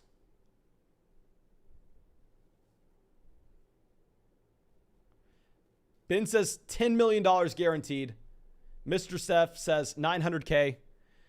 Thomas says Juju's contract for baseline question mark. I know Juju's like apparently has a bunch of incentives with this contract, but if you pull up the contract details, like Juju did not get a good contract this offseason. Let's take Tyler Algeier. I don't like the play. Let's take him. He falls 30 picks past his ADP. It's just going to be a very unique build. Okay, so we had 10 million, 56, 23, 36, 37, 40, 40, 40, 18, 35, 17. Yeah, $40 million guaranteed. Kenny Golladay. That must be going down as one of the worst contracts of all time. Okay, so Evan Ingram off the board, 177. Joe says I almost picked Tyler Algier, but I couldn't pull the trigger. Very rarely am I ever drafting him. Like very, very rarely. But if we're getting him, 25 picks past his ADP at this point, just from a unique standpoint where we need a running back, none of these wide receivers really stand out to us. Let's might as well take him. It doesn't freaking matter.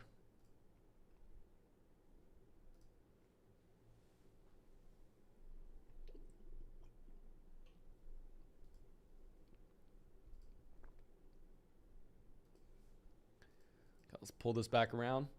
Tight ends are strong. Like, I really like the Noah Fant value here. We can't take him, though. Like, at this point, I think we are looking at Jamal if he makes it to us. But he does not. Jamal Williams off the board. Who do we decide to go with now? Dear God. Now that Jamal Williams is gone, do we start just taking our shots at guys that we like later? Trey Sermon off the board. I don't even want to show you who we're drafting right now. Yeah, obviously, you saw the name at the very bottom there. You see the name at the top as well. Guys, I'm never doing this in just a private draft. I'm never doing this in just a regular league. But if we're looking at this tournament best ball format, are we ever going to be sitting here crying that we didn't draft Jamison Crowder or AJ Green? No, I think even if you have Will Fuller signing and giving us 1 to 2 spike weeks, that's what you want in this range of the draft. Just give us 1 to 2 spike weeks, which we know we can. And of course, it's very concerning that he is not signed yet. But last time we saw Will Fuller, he was a top 10 wide receiver on a points per game basis. And everyone in this chat right now, I am so disappointed. Drop a like in the live stream. We are right now 58 likes away from firing it up another draft after this one. So if you are one of those people who have not dropped a like on the stream, shame on you. Go down there, drop that like. Let's get to 700. Okay. So now after we take Will Fuller, a lot of these wide receivers aren't gone yet. You have some tight ends off the board. Great for us. Get these tight ends gone. Like, get the tight ends off. Give us some running back and wide receiver value making it to us. Because I think that when we bring in Tyler, like, we invested nothing into the running back position. We took Derrick Henry in the first, and then our next running back we took after pick 100 with Miles Sanders. We went Derrick Henry and then waited until after pick 100. Sanders, Damian Harris, Alexander Mattison, Tyler Jarrett. We're taking a 6 running back here, 100%. Okay. So we really just need to see what ends up being the breakdown here at the very end. Taysom Hill, good. Get these tight ends off. Logan Thomas also got activated off the PUP. Logan Thomas is someone that's been my favorite 18th round tight end target as of late. I guess we can maybe still end up going with like a Crowder. Let me see if we have any reports with the Jamison Crowder versus Isaiah McKenzie situation. Obviously, it looks more and more likely that it's Isaiah McKenzie.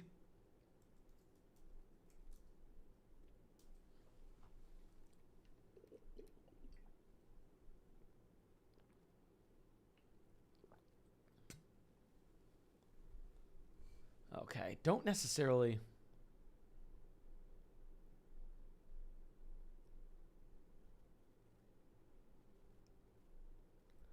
Don't see too many things regarding McKenzie and Jamison Crowder. We probably go through and... I guess actually you did have Jamison Crowder playing when the starters did, so that's probably not a great thing.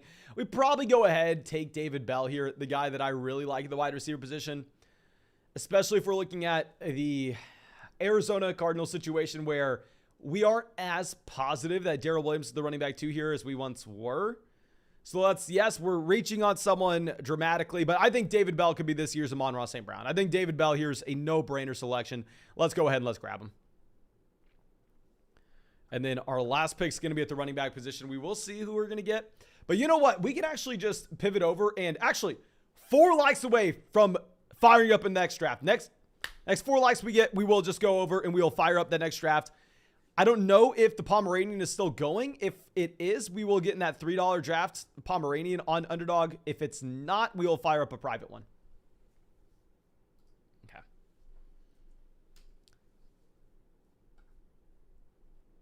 Okay, so it looks like we just hit 700. So I'm going to queue up some running backs here, and then we are just going to go through. We are going to fire up this next one. We're probably going to take a running back that most people aren't drafting, but I don't want to give y'all that name.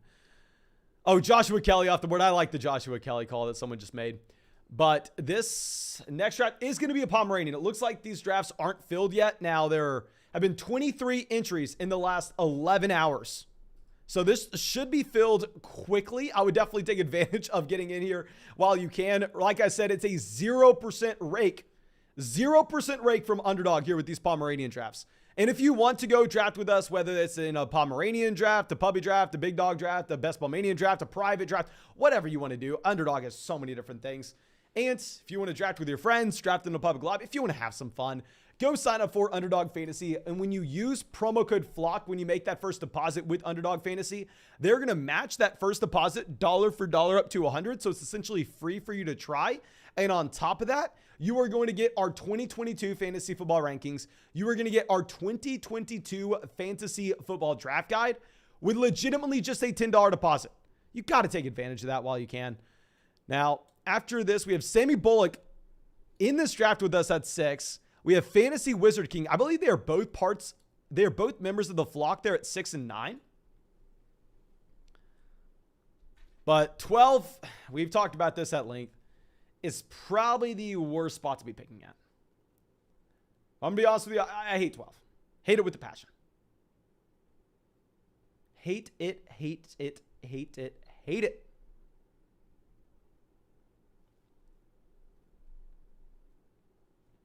But maybe some people go crazy in this draft. Maybe we find some value that we really like. I don't want to get ahead of ourselves. Well, let's just see what happens. Okay.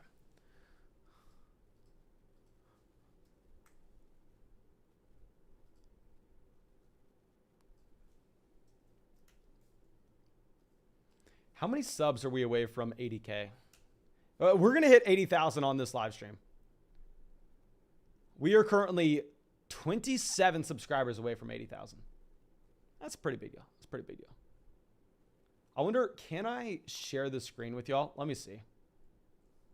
So I want to show y'all when we hit 80,000. I think that would be cool. I think maybe not. Yeah, I can't. So we're signed in 2 different Gmail accounts.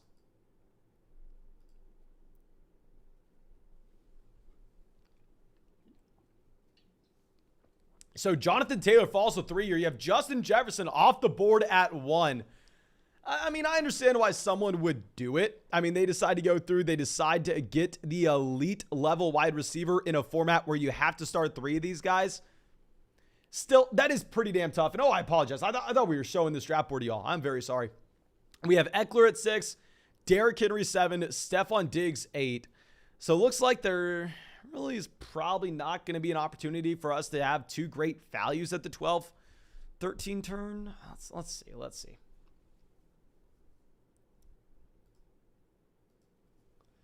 Maybe I'm wrong. Hopefully I'm wrong. Fantasy Wizard King. I think that was possibly an auto draft. Now this draft room filled pretty much instantly. So I would be surprised if someone was out here auto drafting the first round. I'm not going to lie, though. Like, if I do go to, like, the gym or something, I'm hopping into one of these drafts, I'm completely fine going through and auto-drafting, like, the first 2-3 rounds and just working with the draft board from there.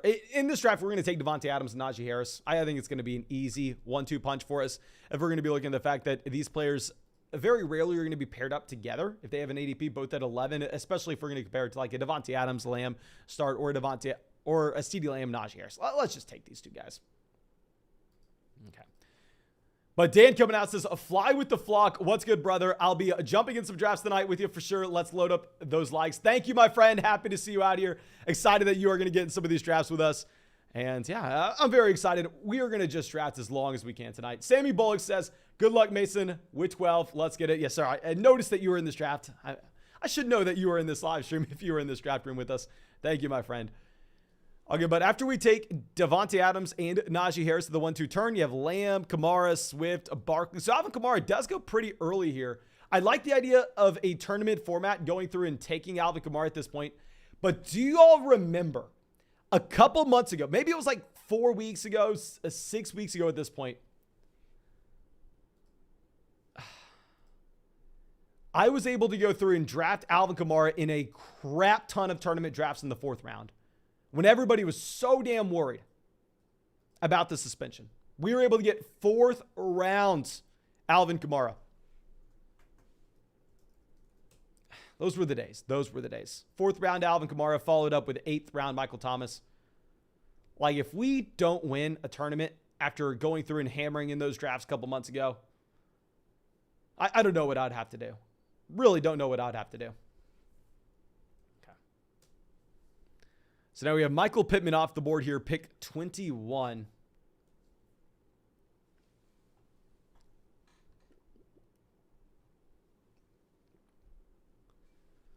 Very early for Pittman. Who's available still? Taking Pittman before Evans, Tyreek, Javonte. Mike Williams off the board as well. Interesting to see these teams here near the end of the 2nd round decide to just push up those alpha, big, tall, wide receivers. Those guys that look great on paper, of course. Okay. Mike Williams picked 22. We are currently 16 subscribers. 16 subscribers away, ladies and gentlemen, from hitting, wait for it, 80,000. If you have not dropped a like on the live stream yet, please go down there, drop that like, subscribe to the channel. Let's hit 80,000 subs on this live stream. That would be freaking awesome. Now, Leonard Fournette off the board here, pick 24. Good value with Fournette. I mean, not too much to discuss at this point. You do have Tyreek Hill, I believe, still falling. And Javonte Williams falling here. Javonte Williams, ADP of 20. We're on pick 26 at this point. I do have a decent amount of drafts where we were able to get Javonte Williams at the beginning of the third, though. Okay. So we have Tyreek Hill, pick 26, finally off the board. And then Javonte Williams at 27. So, like, if you're looking at that Jonathan Taylor team, like, you could say, oh, my gosh, not too many teams are going to be able to get Javonte Williams in the third. That's a unique build. Like, that's so exciting, yada, yada, yada. In reality, I mean, if we're looking at the fact that they took Mike Williams in the second, like taking Mike Williams in the second and then getting Javonte Williams in the third, it's pretty much the same exact thing as doing that in reverse. So it's not that unique of a build. Now, we have DJ Moore, Josh Allen off the board. Are we going to get Kyle Pitts here? Are we getting Kyle Pitts? No, Kyle Pitts goes 33. That would have been very exciting, though. We have taken Sutton in some of these drafts at the 3-4 turn. Maybe we decide to go with a little bit of a unique build with the Sutton Jeudy turn. I'm more willing to do this now that we have the Tim Patrick injury, of course. I mean, some teams were doing this before the Tim Patrick injury, and I thought it was the craziest thing in the world.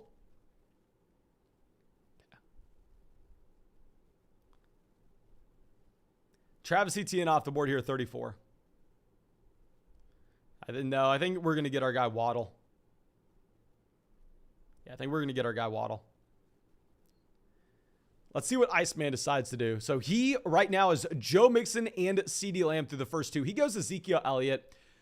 So if we're looking at just building a unique team here, I mean, not too many teams are going to be able to take the combo of Sutton and James Conner in the turn, even if I would prefer Waddle over Courtland Sutton. I mean, it's going to be a much more common pairing to have Conner and Waddle on the same build here if we just look at the board dynamic in the tournament draft, because you do have James Conner consistently going in the third. You have Jalen Waddle consistently going at the very beginning of the fourth, whereas both Sutton and James Conner have that ADP of being a third-round selection. Sutton at 33, James Conner right after that. So I do think that while these players are drafted back-to-back in these drafts consistently, based on the board texture and dynamic, this will be a unique combo that we can go for.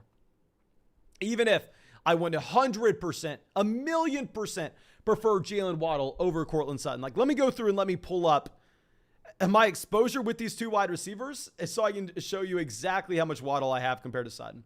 Yeah, Waddle I have in 14% of drafts. Sutton I have in, literally look at what this says. Can you see this?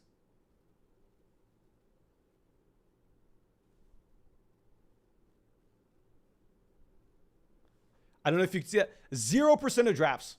Y'all know I've drafted Courtland. I mean, I've drafted like probably 600 drafts at this point. So it means I've drafted Sutton in like less than 6 drafts total. So trust me, guys, I'm still not necessarily a big Sutton fan here.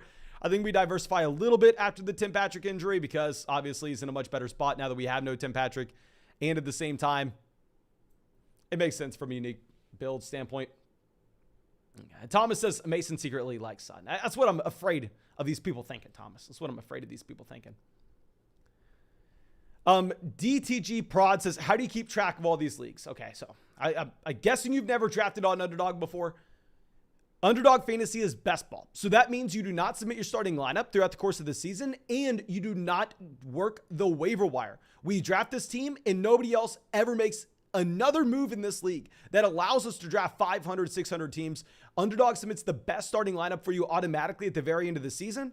So it's 0 time commitment at all during the year. So what's great is you can go hop in some Underdog drafts and then still have the time during the season to focus in on those leagues that you really care about. So of course, go sign up for Underdog Fantasy. Go use promo code FLOCK. Make that $10 deposit. They'll match your first deposit dollar for dollar up to $100. You will support this channel, and you can find that link in the live chat. Okay. Now we have J.K. Dobbins off the board here, pick 49. And we are 1 subscriber away from 80,000. So if y'all want to help us get recommended to that new subscriber, drop a like on the live stream. And if you want to be the 80,000th subscriber, go down there, hit that sub button. And while you're down there, hit the bell as well. Okay. So we have Lamar Jackson off the board, pick 50. J.K. Dobbins, 49. I'm not going to convince myself that we could have had Lamar Jackson making it back to us at pick 60. Of course, it would have been fantastic. I would have loved it. It's never happening. But Dobbins is someone that sometimes does fall to the very end of the 5th round, which would have been very exciting to get him. But we just passed 80,000 subscribers on the channel, guys. I wonder if you refresh the live stream, if you could see it. No, it still says 79.9, but on my end, it says 80,000. On my end, it says 80,000.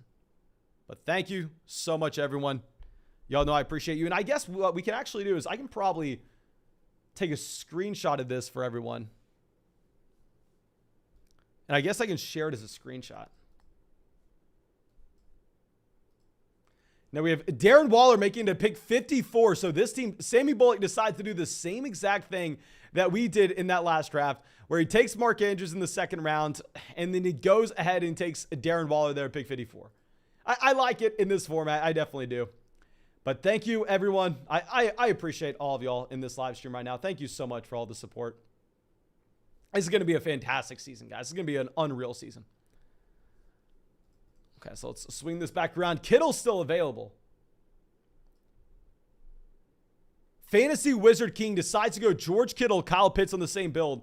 So we need to monitor this. You have the same team taking both Andrews and Waller, and the same team taking Kittle and Pitts. So these tight ends are probably going to get pushed up. Johnny coming out says, let's go. Congrats. Thank you, my friend, for coming out, hanging out with us in the stream. I appreciate it, my friend. I appreciate it. David Montgomery off the board here, pick 58. I don't like a lot of these wide receivers. I like the quarterbacks usually in this range. We do need to be keeping in mind the... Let's go MT and Thomas. I'm sorry, but let's go Michael Thomas and Kyler Murray. Sorry. Let's go Michael Thomas and Kyler Murray. I mean, with Kyler Murray here, we get some correlation with James Conner, and usually I'm not looking to go through and draft Zach Ertz whenever he goes at like pick 108, 109. But based on what those other teams did with the tight ends in this draft, this would probably be a spot where I would be completely fine going through. I would be completely fine deciding to draft Zach Ertz. So if we're going to be willing to push up Zach Ertz, let's go ahead. Let's just decide to take our guy here in Kyler Murray. I mean, I think Kyler, very similar to Jalen Hurts. I think all these quarterbacks in this range could be the quarterback 1 overall in fantasy. Could give you that elite level advantage that you're simply just not going to get with someone like a Darnell Mooney. Okay. So let's move this over.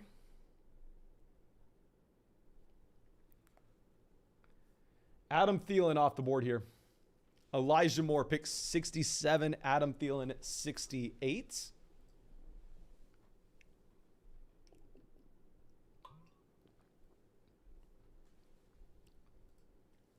This point, I don't even know. We just have such a balanced team. Like, there's nothing we can necessarily go through and root for here. Maybe we start to root for some teams losing their minds. It is interesting to see that we have David Montgomery off the board at pick 58.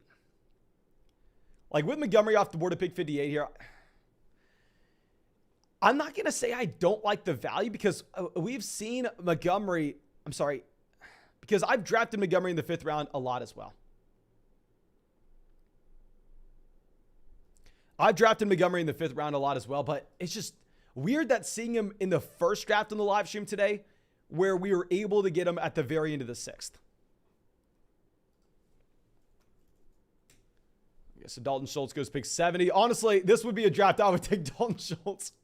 I mean, y'all know I am not going through and I am not drafting Dalton Schultz at the 6-7 turn often, but this is going to be a spot where I would.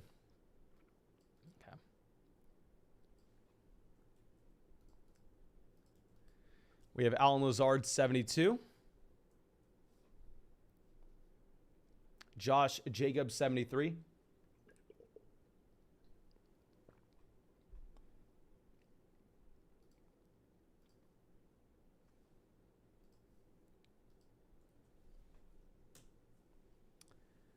Okay, so who are y'all arguing his suspension with? Okay, arguing his suspension with Kamara. Yeah, based on the reports that we've had as of late, it does look less and less likely that you do get that Alvin Kamara suspension. I will say it's still in the cards. I still think it's in the range of outcomes. Like, it looks less and less likely, but if I'm going to be looking at where I rank Kamara, I still probably put him behind that tier of guys that you have with like a Dalvin Cook, a Derrick Henry.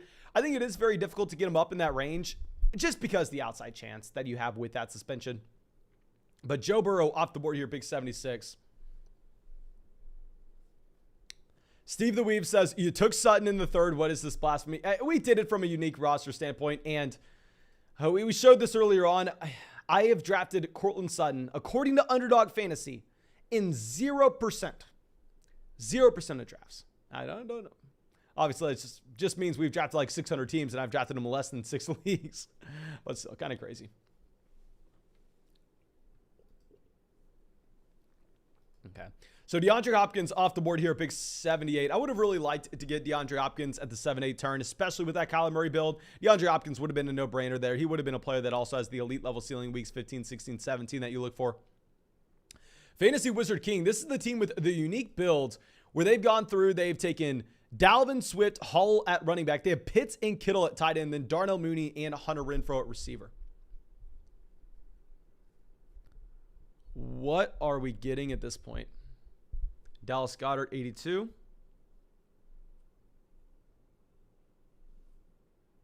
Do we reach on Hawk based on the board? Probably not, because we are wanting to get Zach Ertz on the way back around.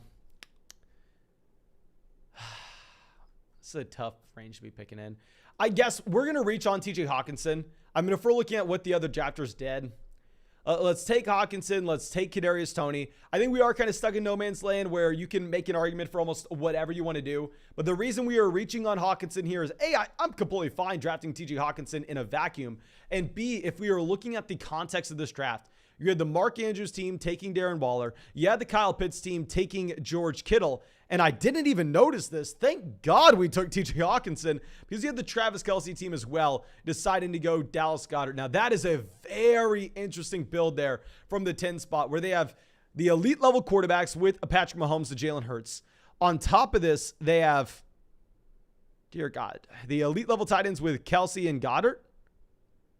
They have 3 running backs. So their first wide receiver off the board here, pick 87 with Chris Olave.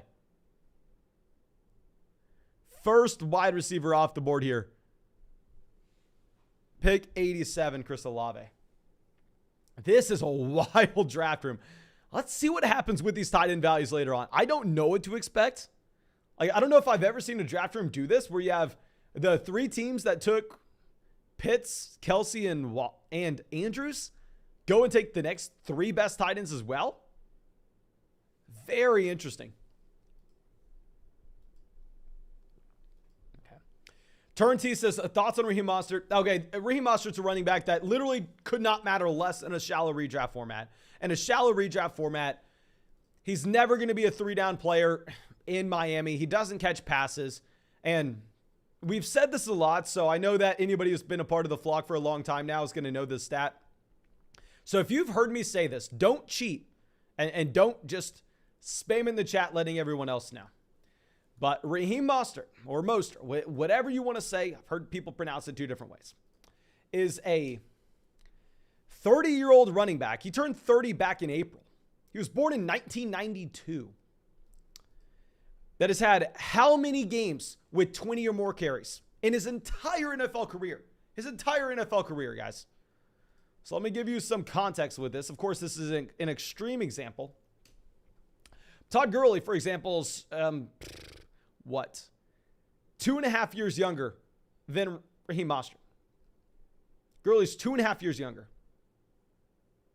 Ezekiel Elliott is 3.5 years younger than Raheem Mostert. How many games have you had with 20 or more carries for Mostert in his NFL career? Yeah, you've had a total of one. And he doesn't catch passes. What's the real ceiling with the player like that? What is the real ceiling?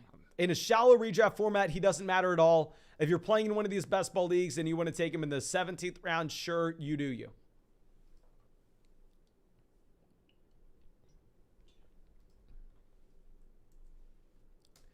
Okay, so Damian Harris off the board, 100.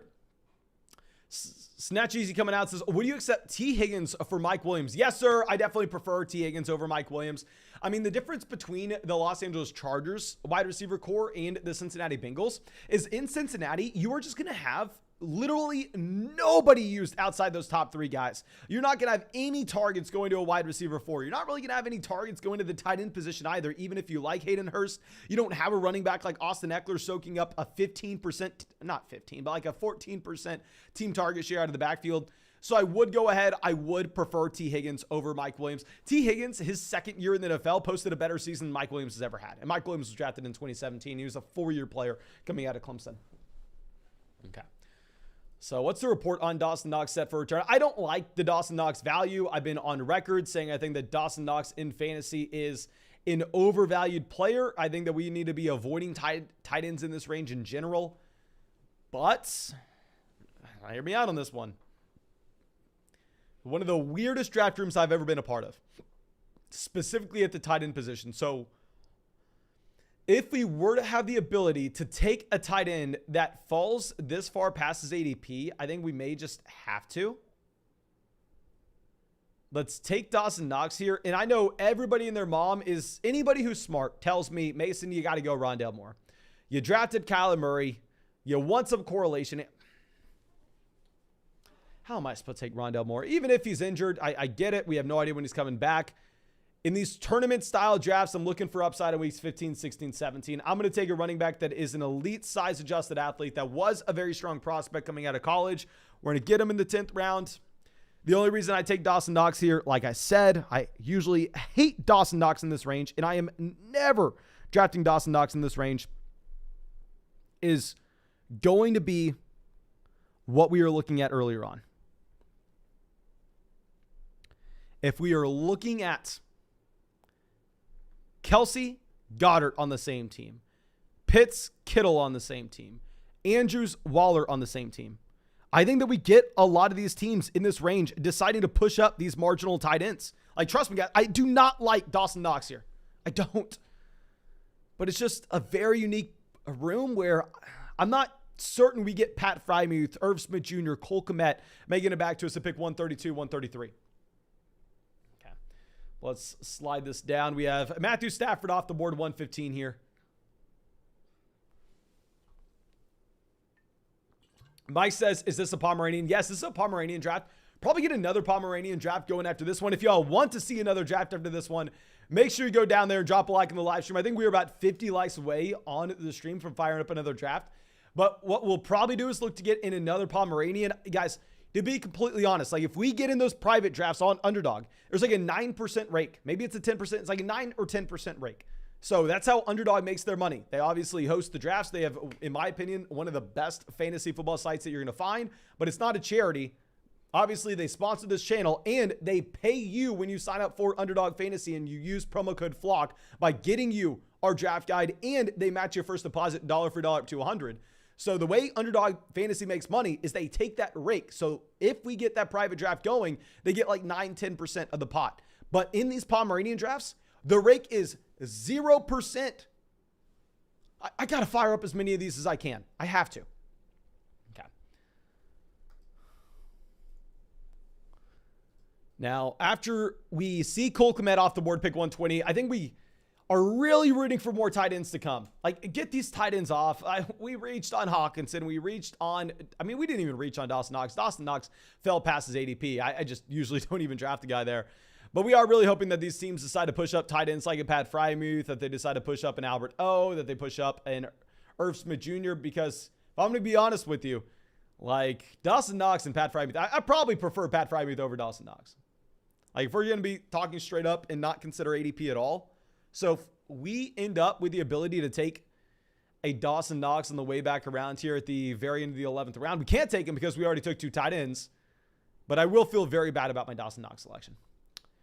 Now, CD coming out, thank you, my friend, says Travis Etienne or J.K. Dobbins in a full PPR format. Because you shouldn't necessarily expect that Dobbins does have a very large role in the receiving game. Even if I really like the Dobbins price point, we're able to draft him in the 5th round. I do think you still have to go ahead. You still have to take Travis Etienne. Specifically as a pass catcher, this is a player that is going to have an extremely high ceiling. So yeah, let's go ahead. Let's take Travis Etienne in a PPR format. Maybe if you were in a non-PPR, you could go ahead. You could take J.K. Dobbins instead. Okay. But Tua Tagovailoa off the board here, pick 127. And this team is just going crazy. Yeah, no, this team, I don't necessarily, yeah, they have no idea what they're doing. I mean, they have a team with Mahomes, Jalen Hurts, and Aaron Rodgers. They've taken Mahomes, Jalen Hurts, and Aaron Rodgers all in the same build. Wild. Wild, wild, wild. What's the report you get with Mecole Hardman here? Expected to practice. Okay, thank God Mecole Hardman's going to be back at practice. Like, Mecole Hardman's one of those players that I hadn't drafted in a lot of leagues, but I had drafted him in the high stakes leagues that I've been on Underdog Fantasy. Like, we took him in the $1,000 draft because we took back to Mahomes. So, like, if Mecole Hardman was going to miss time, I was going to stand to lose a decent amount of money, but happy to see Mecole Hardman will be back at practice. At this point, do we just go ahead? I don't love the running backs in this range. James Robinson off the board, 131.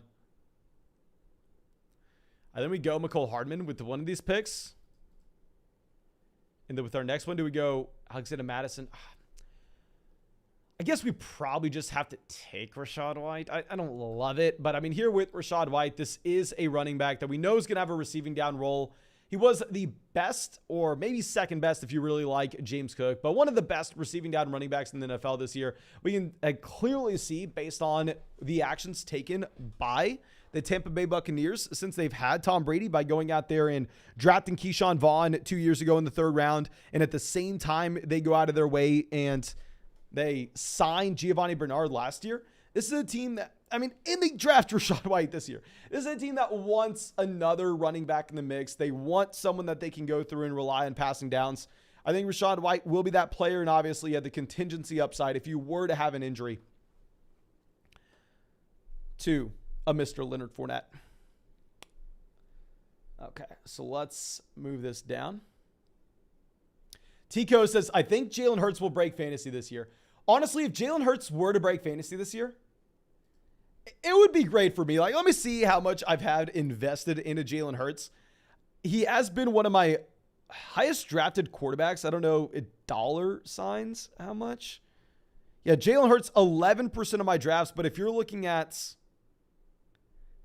the amount of money with entry fees invested into him, he is the quarterback 3 for me with total team investment.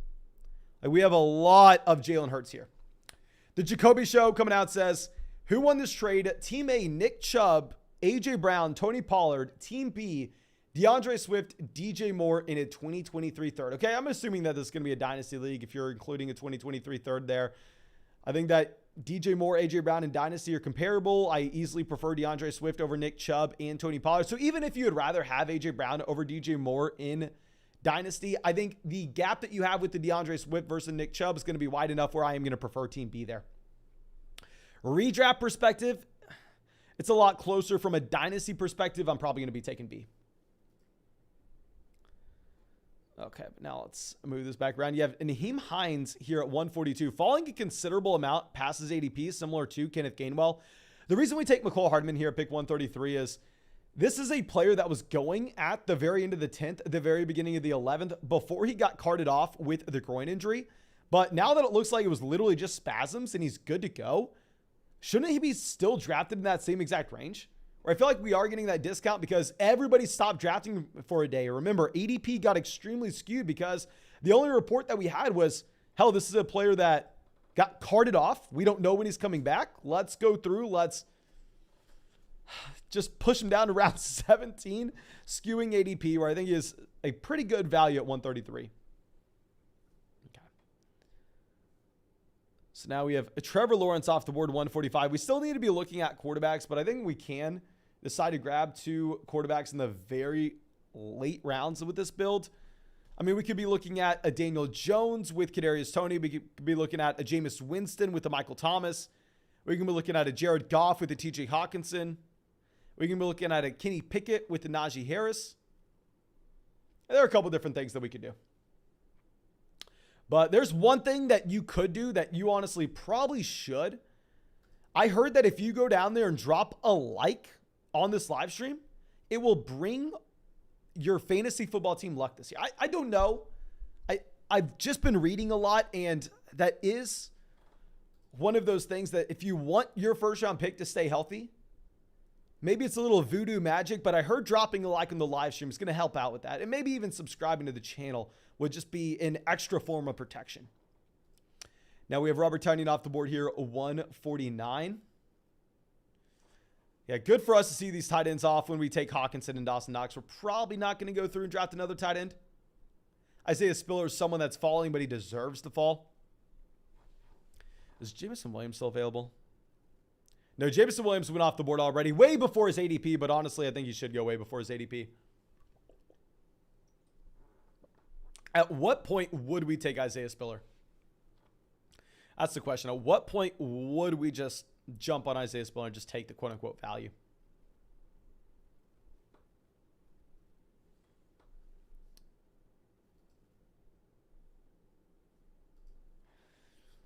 Okay, Matt Ryan, pick 152. DJ Chark, 153. Okay. These are the guys that I'm going to be looking at here. Hopefully we have two of these players. If not, maybe we consider Isaiah Spiller. KJ Osborn off. Let's see what happens. This team has no tight ends. Hopefully they go like Njoku and Everett here on the turn. I don't know if Iceman's a part of the flock. Maybe this was a bad idea for me to queue up exactly who we were looking at. They don't go with who we wanted. We are going to get Michael Carter and KJ Hamler here. Really like KJ Hamler. I mean, y'all know I've liked KJ Hamler for a very long time. He was a good prospect coming out of Penn State. He was the youngest wide receiver in that draft class. He was drafted in the second round in the same class as Jerry Jeudy. He was okay his rookie year. I mean, keep in mind, it was a horrendous, and I repeat, a horrendous Denver Broncos offense. I mean, you can't necessarily expect the man to be any good. And then if we're going to be looking at the situation he's stepping into this upcoming season, he should have a considerable role if we are considering the fact that you have no Tim Patrick. We drafted Courtland Sutton, so I guess we are getting correlation in here. Like maybe this is the team that says, what if? And trust me, I'm really hoping this doesn't happen. My bank accounts are really hoping this doesn't happen. But what if Jerry Jeudy were to go down? Then all of a sudden we're in a spot where Sutton and Hamler are probably crushing. We are getting some correlation in. But let's move it down. We still need two more quarterbacks now that we've waited this long. I'm going to be fine with the quarterbacks that we are looking at.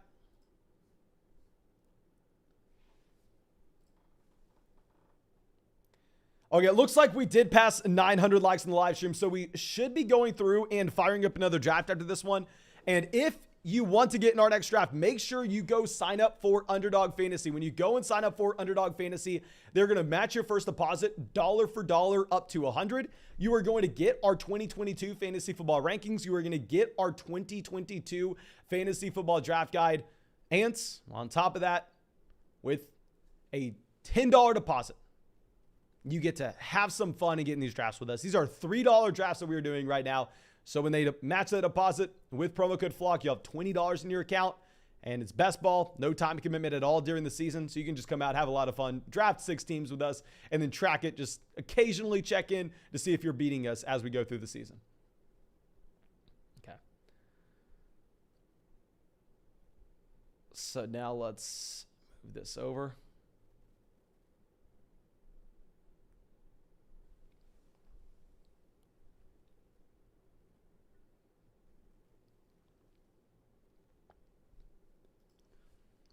Mac Jones off the board, 168. So we are getting these quarterbacks sliding up. Not the best for us. Definitely not the best. JB coming out says, in a 12-team redraft league, 4-point passing touchdowns, are you even considering pocket passers? Are you looking for an Allen, Lamar, Kyler, Hurts, or Lance? Thanks. Okay, so no, definitely. I think this is something that we actually cover in depth with our draft guide this upcoming season. Like, I hate to just be like a boring person on the draft guide, but we went through and every single player we covered a bullish case, like why you should be excited about drafting them, and a bearish case, like why you should be just staying away from them. And with all those pocket passing guys, like a Matthew Stafford, a Derek Carr, like even a Tom Brady, we like typed through saying like, even if they lead the NFL in passing yards, it's not like they are breaking fantasy football. So it's very difficult to go through and get excited about those quarterbacks that have no rushing upside in a 4-point passing touchdown league. In a 6-point passing touchdown league, hell yeah, go get all the Matthew Stafford you can. Go get all the Tom Brady that you can. But specifically in that 4-point passing touchdown format, I would try to get someone like a Kyler that does have the rushing element added on. Now, did something happen with the game tonight regarding Tyler Algeier? Because this is the second time we've seen him fall 30-plus picks past his ADP. So let me go look up his name on Twitter. Like, this is legitimately the only reason I have Twitter. So I can go through and, like, use it as a search engine, essentially.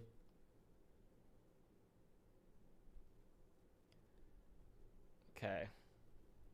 Someone tweeted out an hour ago, good to see Tyler Algeier on the field with the first-team offense catching passes. And then someone else tweeted, Tyler Algeier is getting red zone snaps with the starters. That's what we like to see.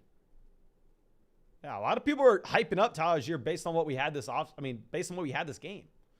Very interesting to see him continue to fall this far. But he goes off the board here, pick 174. Yeah, David Njoku falling as well. David Njoku, honestly, maybe someone that we just decide to fall on. We'll see what happens. What's the report with Robbie Anderson? Absent again. What is going on, mister? We have Anderson quads isn't practicing Monday. Anderson made a brief appearance at Carolina's preseason opener before sitting out the second game. It sounds like the team will play some starters in the preseason finale this Friday against the Bills, including quarterback Baker Mayfield, but Anderson won't be ready for the contest. Not great with Robbie Anderson. Not great to say the least. Okay. We are wanting to bring in a couple more quarterbacks. Hayden Hurst off the board. Robbie Anderson, we have to take him here. Like, yeah, we're getting a 20-pick discount on him. We could possibly... No, I think we can't take another running back at this point. I think we are locked into... could we take another tight end? You know what I like the idea of? Yeah, hell yeah. Let's go through. Let's take Watson in the tournament format at the very end of the 15th. Let's take Robbie Anderson as well. Kyler has a bye week 11, so we could see Watson coming back in after that and then giving us a unique player in that fantasy football tournament with an elite level ceiling weeks 15, 16, 17.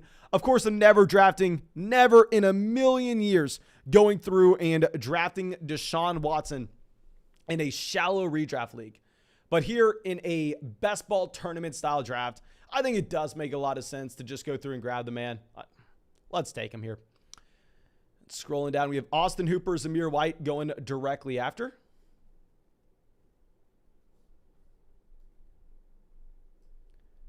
Davis Mills, pick 184. Tico says, Michael Thomas supposedly dealing with the hamstring injury. Yes, I did see that. That is going to be something that we need to continue to monitor going forward. I don't want to overreact just because his name is Michael Thomas and he's dealing with a hamstring injury. Like, if we go through and look at pretty much not 60%, that's an over an exaggeration. 20% of players right now in training camp are dealing with some sort of injury. So it's not that surprising that a wide receiver that hasn't played football in a couple of years is dealing with a soft tissue. I think that it's not something we have to be too concerned about unless this does linger for the coming week.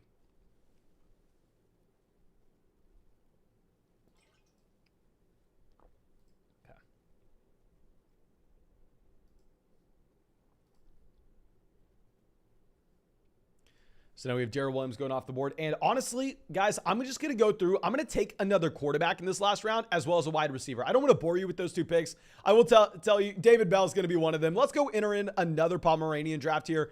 Draft room, oh dear God, this got filled like immediately the second that we entered. Okay, so let's go through. Let's pull this around. We pulled the 107.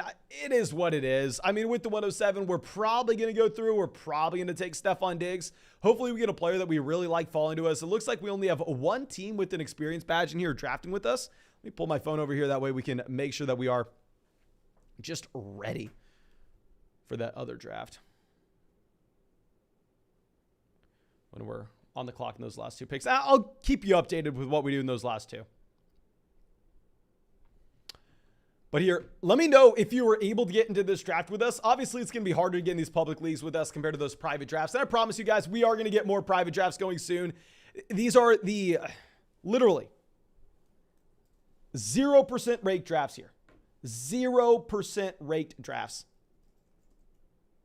we have to go through. We have to fire up as many of these as we can.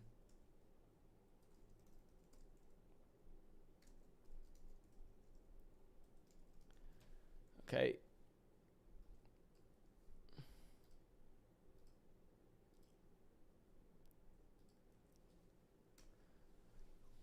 See what we have at the 101. Sometimes you have a feeling of what your draft room is going to be like just starting at the very beginning of these drafts. Like if you just see someone go ahead, take like a Justin Jefferson at the 101, that is something that we need to take note of like we did in the last draft. Okay, so in that other league, do we get our guy David Bell? Yeah, we get our guy David Bell falling to us in the other format. And we're going to go ahead. I'll take Zach Wilson as well. It is what it is. Just getting a third quarterback in here so we can float through the beginning portion of the season until we get Watson back. But we have Austin Eckler going pick 3. Very interesting to see Austin Eckler go before any of these wide receivers. That's something that very rarely is happening on Underdog. So now we need one other person to make an out-of-line pick for us to get either Cooper Kupp or Jamar Chase. Let's see what Overdog J does. Come on. Let's see a Derrick Henry selection. You know you want Derrick Henry. He's the big dog. Come on. You know you want Mr. Derrick Henry.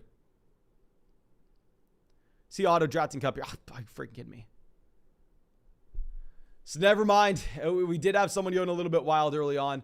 And I know everybody watching this right now that's not used to drafting on underdogs screaming at me saying, Mason, you clown, you fool. You have no idea what you're doing. How could you ever pass on Derrick Henry here? I may be a clown and I may be a fool, but you have to start 3 wide receivers in this format. So these wide receivers later on in the draft are going to be dramatically shifted up boards. It's going to allow us to take David Montgomery in the 6th. It's going to allow us to take Josh Jacobs in the 7th. I mean, in that last underdog draft, we got Miles Sanders after pick 100. So we're going to take Stephon Diggs here as I do think that he could be the wide receiver 1 overall.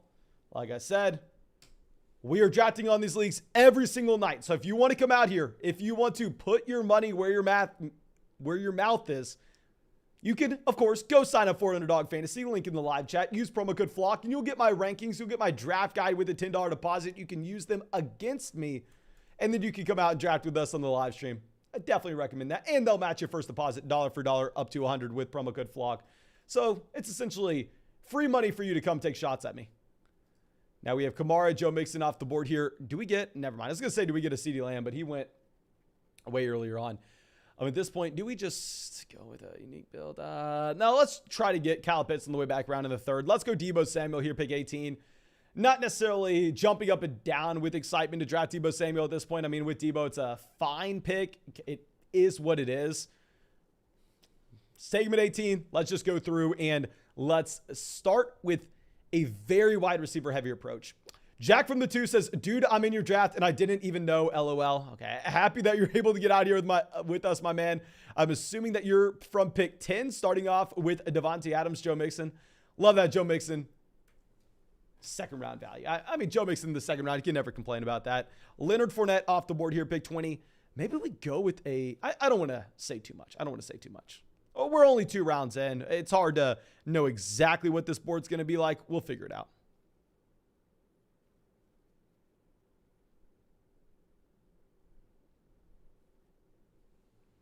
Okay, Andrews pick 21.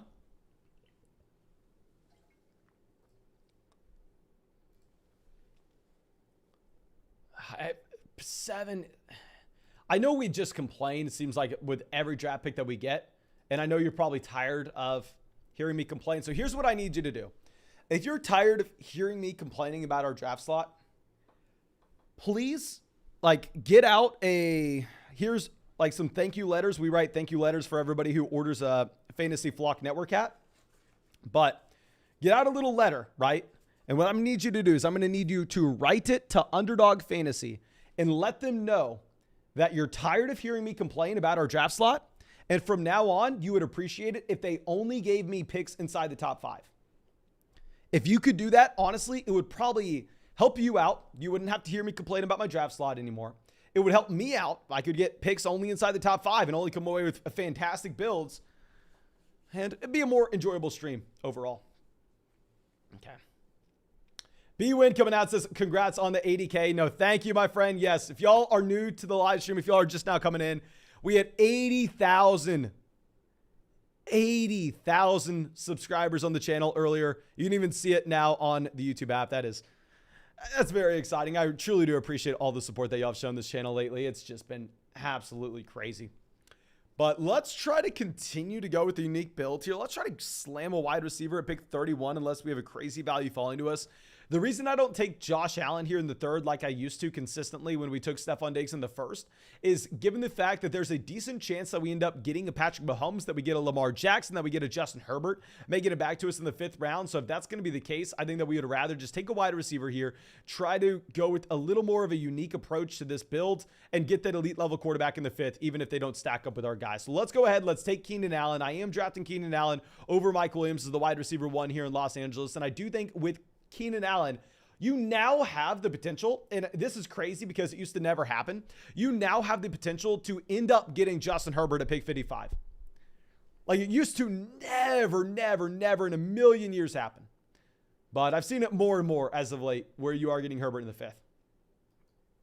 Teresa says, Mason, I remember celebrating 1,000 subscribers. There's no way, Teresa. There's no way you remember celebrating 1,000. I don't remember celebrating 1,000. That would be pretty cool if I can go figure out what video that was. Because we were definitely not live streaming when we had 1,000 subscribers. Okay. So we have some more wide receivers off the board. Sutton, Gabriel Davis, Mike Williams off the board with the next 3 picks. Now, if we were to end up getting Josh Allen, making him back to us at pick 42, trust me, I'm not going to complain. I won't complain for a single second. I'll just take that Josh Allen pick and I'll run with it. But James says he's been here since James, I know you've been here a very long time. James is one of the OG Flock Patreon members. I mean, maybe I'm wrong about OG Flock Patreon member. I definitely remember you being out here when we were just Dynasty Channel. I was sitting in my small, tiny college apartment using my crappy laptop camera and microphone, making videos every single day. Thinking that it could never, I didn't even think at that point, like fantasy football, like jobs existed. I just was doing it for fun. James says, little dark college room. The video sounds so different compared to now. I mean, going through and looking at those videos, it does like motivate me. It makes me really excited to record. Okay. Hollywood Brown 39. Dear God, are we getting Josh Allen 42? Are we getting Josh Allen 40? There's no way this happens, right? Travis, we are 1 pick away. 1 pick away from Allen. Give him to us. Give him to us. Give him to us. This team has Dalvin, Swift, Sutton. You know you want Allen Robinson. You know you want Allen Robinson. Ladies and gentlemen, oh my gosh. We passed on Allen there in the 3rd round, saying that we were going to get like Justin Herbert in the 5th. I've never seen this. Have y'all seen this before? Have you seen a team be able to start Stephon Diggs in the 1st and then get Josh Allen in the 4th? Oh my gosh. This is crazy. I really like this start. I mean, I definitely am very happy that we decided to go Stephon Diggs over Derrick Henry in the 1st round now. Of course, that has nothing to do with the running back. We just got very lucky to get Josh Allen at pick 42. We'll see how this goes throughout the rest of this draft. GA says we don't even have the Bills wide receiver 1 in Gabriel Davis. Oh, I will let you know right now with how much Stephon Diggs that I've drafted and with how I have never really touched Gabriel Davis, which in my opinion, this price point is just absurd. Like if Gabriel Davis was like a 6th round pick, I could understand the upside case. But if Gabriel Davis comes out and is the wide receiver 1 in Buffalo,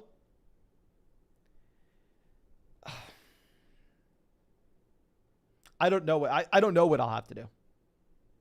I do not know. You know how we get in a ton of high stakes drafts this year? Based on how we were sitting pretty at the end of last season.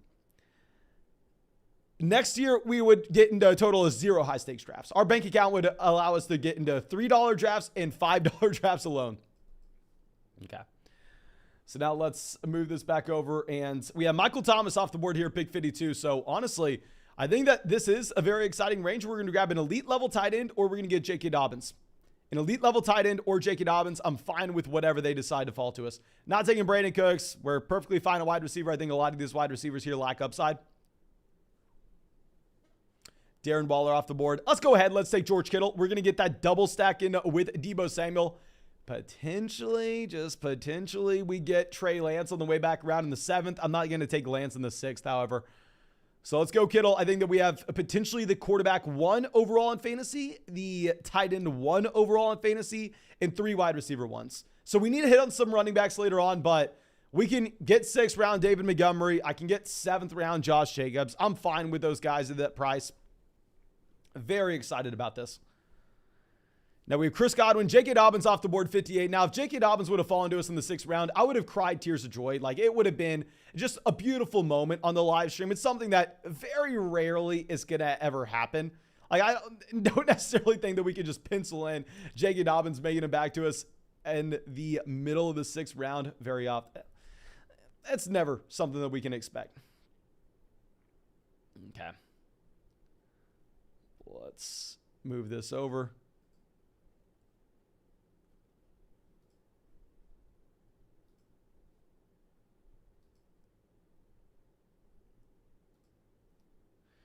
Amon-Ra St. Brown off the board, 61. Obviously, at this point, what we are wanting is these teams to hammer in wide receivers. Get as many receivers off the board as possible when we start 3 heavy. We are wanting David Montgomery, Elijah Mitchell on the way back around. Elijah Mitchell would be very awkward in that we have Deebo, we have Kittle. Adding on like the 49ers would have to be like the #1 offense in the NFL for that to end up working out for us. It is what it is. I think Montgomery or Elijah Mitchell is probably the call. Yeah, we're going to get David Montgomery. I think there's a small chance that we're able to get Lance on the way back around. So let's get David Montgomery as our running back 1 here. That's never a sentence you want to say out loud. Like, you're never wanting to say, oh, we're in a great spot. I mean, I got David Montgomery, a running back in one of the worst offenses in the NFL. A running back that I know nobody likes at this point, sitting as my running back 1. But still, at the same time, based on how strong this roster is elsewhere, I think this is going to be completely fine, and I am pretty excited about this. I'm very excited about this. Okay. And of course, if y'all want to get in our next draft over there on Underdog Fantasy, these are best ball drafts, so there's no time commitment at all during the season. You draft your team, and then you're just chilling and looking at your other redraft league that you really care about. We do these drafts every single night on the live stream. This is like our 4th, 5th draft on this live stream. And when you go and sign up for Underdog and you use promo code FLOCK, they're going to match your first deposit dollar for dollar up to $100. You're going to get our 2022 rankings, our 2022 fantasy football draft guide.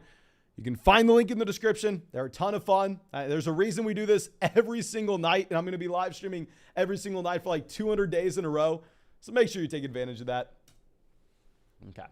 So after we take David Montgomery, honestly, 7th round, plan A, Trey Lance. Now, it's not likely that we get Lance, but think about it. It's a possibility because usually you have the Deebo Samuel team trying to take Trey Lance. Usually you have the George Kittle team deciding to take Lance. Hell, we have both those players, so nobody's going to be going through and looking for that stack. Now, say if someone else wanted to do it, say at the beginning of the 7th round, I'm not going to fault them. I mean, Lance is a quarterback that has a ton of rushing upside, so you don't necessarily need to have the stack there.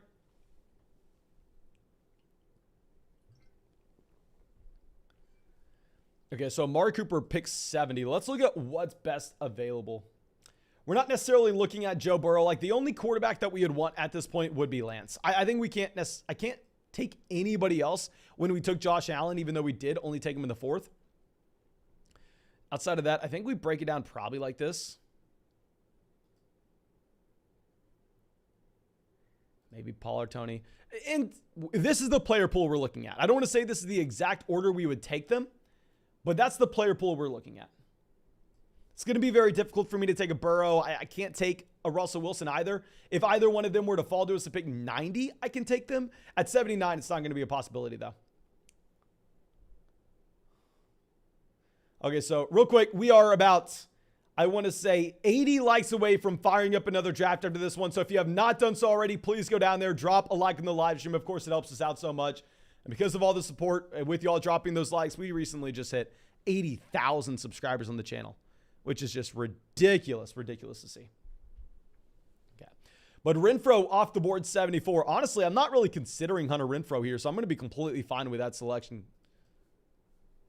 Let's move this over.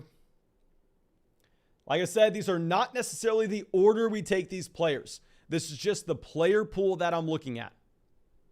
We can't take Burrow. We can't take Wilson. A lot of wide receivers are going. Now you have Christian Kirk off the board 75 as well. Lance goes 76. I mean, it does make sense for this team to go Lance. They took Brandon Ayuk. Yeah, that's a great pick for them to go Trey Lance. Obviously, we wanted him, but I can't sit here and cry about it. I think, you know what? Yeah, let's just go Josh Jacobs. I know nobody likes Montgomery. Nobody likes Josh Jacobs. I understand why. But from a price point perspective, getting Montgomery in the 6th, getting Jacobs in the 7th, I do think that this makes a lot of sense. It really does. It allows us to grab 3 potential wide receiver 1s. It allows us to grab potentially the quarterback 1 overall, potentially the tight end 1 overall. And at the same time, still have touches at the running back position here.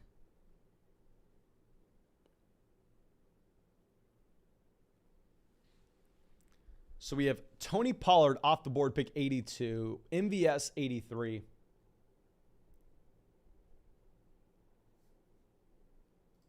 Y'all got to give me some props on this draft. I know a lot of people probably hated us passing on Derrick Henry in the 1st, but based on the running back value that we got on the way back around, I really like this.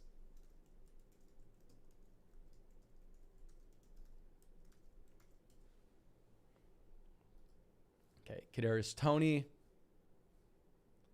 Ooh, that player that we were looking at in the last round looks like he may make it back to us at pick 90. George Pickens off the board 88. Yeah, all of these wide receivers flying up. I wouldn't even be surprised to see Sky Moore off here.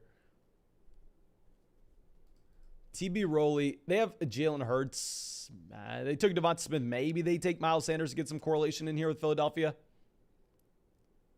Not certain that we see that. Okay, Goddard off the board. So we're going to get Clyde Edwards-Helaire. Easy pick, easy game. Another very hated running back, but I don't give a damn. Look at the price we're getting him at. Like, this is just a no-brainer for me. A no-brainer. Okay. So let's move this over. We have, after Clyde Edwards-Helaire, I'm assuming a decent amount of running backs off the board. Hockenson, 98. Hockenson would have been someone I would have been very excited about getting on the way back around at 103, but very rarely are you ever going to expect that to happen. And Joseph coming out, thank you, my friend, says, just heard news on Kenyon Drake being released. What's your take on Zamir White now with him being released? Zamir White doesn't necessarily play the same role as a Kenyon Drake. I mean, Kenyon Drake would have been that passing down running back for the Las Vegas Raiders in case you had the injury to a Josh Jacobs. So he probably speaks more for, I don't know. Maybe I'm a little bit biased here because I'm not going to lie to you. I have not drafted Zamir White at all.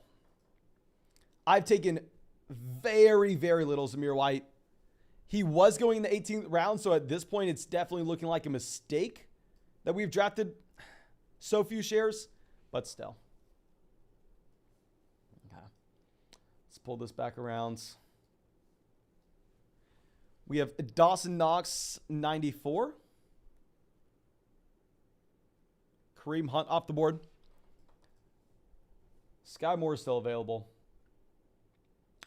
Are y'all taking Dameon Pierce here? I'm not going to lie to you. I've not been taking a lot of Dameon Pierce once he's risen up to being a top 100 pick.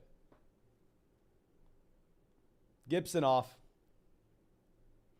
And we only have 3 wide receivers. Like, we can easily go back to the wide receiver position. We only have 1 quarterback. We only have 1 tight end. Obviously, we waited so long on running back, but now that we have 3 of them, we should be good to go. Sky Moore off the board, 98.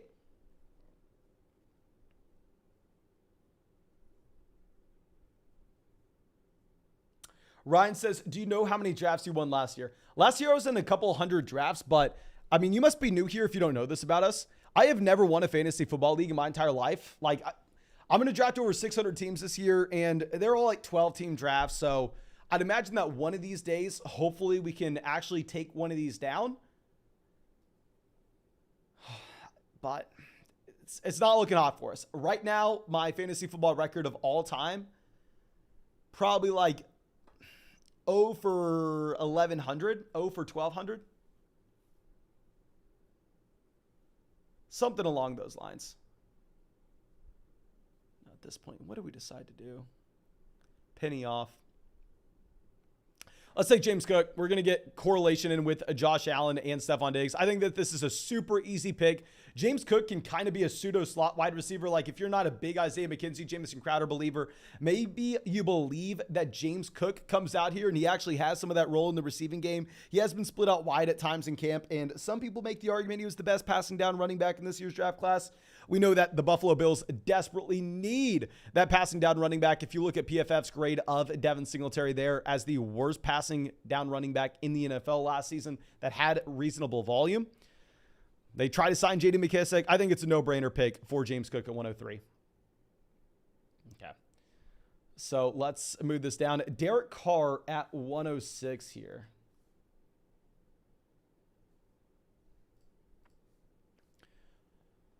Corvette out there saying we're never going to win a fantasy league. My man, one of these days, like if I draft 600 of these underdog drafts, you would think that I'm going to get lucky. I'm going to fall into this year's like Cooper Kupp in at least one of these, right?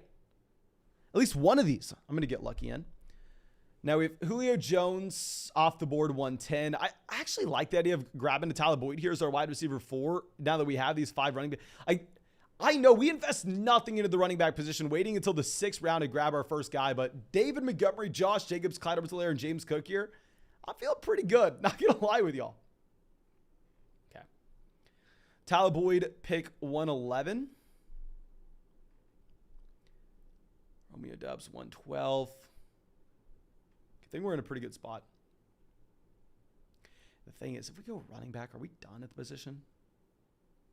If we were to take Stafford, who can we get later on, making that make sense? You know what? I'm not even going to take Stafford. We're going to go ahead. We're going to... Oh, my gosh, this is tough. I guess we'll take Stafford because after Stafford, there is going to be that tier drop-off at quarterback. I already know everybody's going to be screaming in the comment section going, Mason, the bye weeks. They're both off on week 7. Oh, my God. Yes, that is going to be true. Yes, we are going to have no quarterback week 7. It is what it is. We are trying to optimize this league for weeks 15, 16, 17. If we're going to get a unique build here, if we are going to get a team that has a crap ton of upside overall, I think that we're going to be willing to sacrifice the 18 points from a quarterback that we would have gotten in week 7. If we can have that unique build, not too many people in the contest are going to, and have access to that unique upside for weeks 15, 16, 17. Santiago says, how much did you make last year on Underdog Draft? So like I said, on Underdog last year, I drafted a few hundred teams, didn't win a single one, but you still get some money if you get second place. And out of like the 200 teams I drafted, we got second place in a league, but it was only a $5 buy-in. So I think we ended up winning like $4, something like that. So in that ballpark, my friend. But after we go Stafford, you have Aaron Rodgers, Justin Fields directly afterwards, which is what we're wanting. I mean, that's 100% what we're going to look for when we take a second quarterback to pair up with Josh Allen. Okay. In all reality, guys, we made a decent penny on Underdog last year. Did get lucky in some spots. If Kelsey would have played that last week, we could have been looking at $100K bink, but I'm sorry, not the last week. The second to last week, we could have been looking at $1,000 prize. It is what it is. I can sit here and I can cry about Travis Kelce being on the COVID list. But at the end of the day, I had to pay some serious taxes for Underdog winnings last year. That sucks. It is what it is. Taxes are the worst. I'll say that. Okay. Now we have Kenneth Walker off the board. 120 finally. Not going to lie, Kenneth Walker was going to be a running back that I was considering at 114. The issue is I didn't know if we wanted to draft like 6 running backs in this build. If we took Kenneth Walker, I felt like we would be locked into only taking 5. Maybe Kenneth Walker was the right call. Maybe he was. I don't know. I like the value. Definitely like the value there at pick 120. Okay, Cousins off 124. And there's one other player that we are looking at. One other player that we are looking at that we are hoping was going to fall to us at this pick, and it looks like he actually may. Y'all should know who this is. I guess we can go Darrell Henderson and get some correlation in with Stafford. Not really. Davante Parker off the board, 125. Hardman off. Hell yes, we get Garrett Wilson. Garrett Wilson was the wide receiver that I would have taken in the last round. To get Garrett Wilson here is going to be a no-brainer as our wide receiver 4. So let's go through. Let's show off this team. I could not be more excited for y'all to see this. We have Diggs, Deebo, Keenan Allen, Garrett Wilson at wide receiver. So in my opinion, a very strong wide receiver core. We get Josh Allen in the 4th. We have Stafford in the 10th. We took George Kittle in the 5th. And then at running back, we have David Montgomery, Josh Jacobs, Clyde Edwards-Helaire, and James Cook. Show me the weakness on this team. Point it out to me. I know y'all are going to say running back. I get it. I know nobody wants these 4 running backs. But I mean, at the price point we got them at, for us being able to have the elite level quarterback, have the elite level tight end, have the elite level receivers, I think I'm fine with these RBs. And real quick, we are about 30 likes away on the stream from firing up our next draft. So please, if you have not done so already, go down there, drop a like on the stream. Hell, we've been live streaming already for 2.5 hours. I think this is our 4th or 5th draft. I don't know, but I'd be happy to get a 5th or 6th going. Now, Ryan says Cam Akers, Dobbins, or David Montgomery, or Trey Lance at 53. I'm going to go ahead. I'm going to be taking Cam Akers over these running backs. I mean, with Akers, I understand that you are definitely concerned with the torn Achilles recovery process. If we look historically speaking, what that means for running backs. But at the same time, this is a player that was going at the end of the first rounds. The end of the first round in redraft leagues last year. Like, that's where his ADP was. That's because he was an elite level prospect coming out of Florida State. He was a 5-star high school recruit going to Florida State, an elite level prospect leaving. He had the elite level breakout at the end of his rookie year at 21 years old. He's a running back with a ton of upside, and he's in a great offense. So I'm completely fine. I know nobody likes Cam Akers because of the torn Achilles, because the inefficiency we saw at the very end of last year, and I completely understand it. Like, trust me, I will say that I can't rank Cam Akers as a late first as we did back before the torn Achilles. But I think there is a lot of upside with the price point you have him at. Okay, so let's move this over. I think we're going to be fine taking one of these running backs at this point, whether that's Nyheim Hines or Alexander Mattison. So let's take Hines here. Oh, my gosh. Can we use anything as a tie break? I don't think so.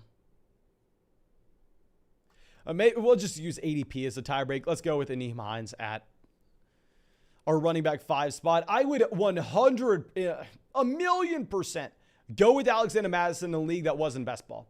Because what's nice about Alexander Mattison compared to Nyheim Hines is you know when Alexander Madison's going to be productive. It's so simple. You know exactly when to start him. If Dalvin Cook is healthy, yeah, keep him on your bench. If Dalvin Cook misses time, you're going to go through, you are going to be jamming in Alexander Mattison. With Nyheim Hines, you have no idea when you're going to play him. Like, it's not like the projection with and without Jonathan Taylor is going to be drastically different. But in a best ball format, we don't necessarily have to figure that out. We don't have to figure out when we are going to start him. We can just go through and we can just capture the random spike weeks that we have. So we'll take him at 138. Obviously, we're still looking for running back production with this build. So let's move this down.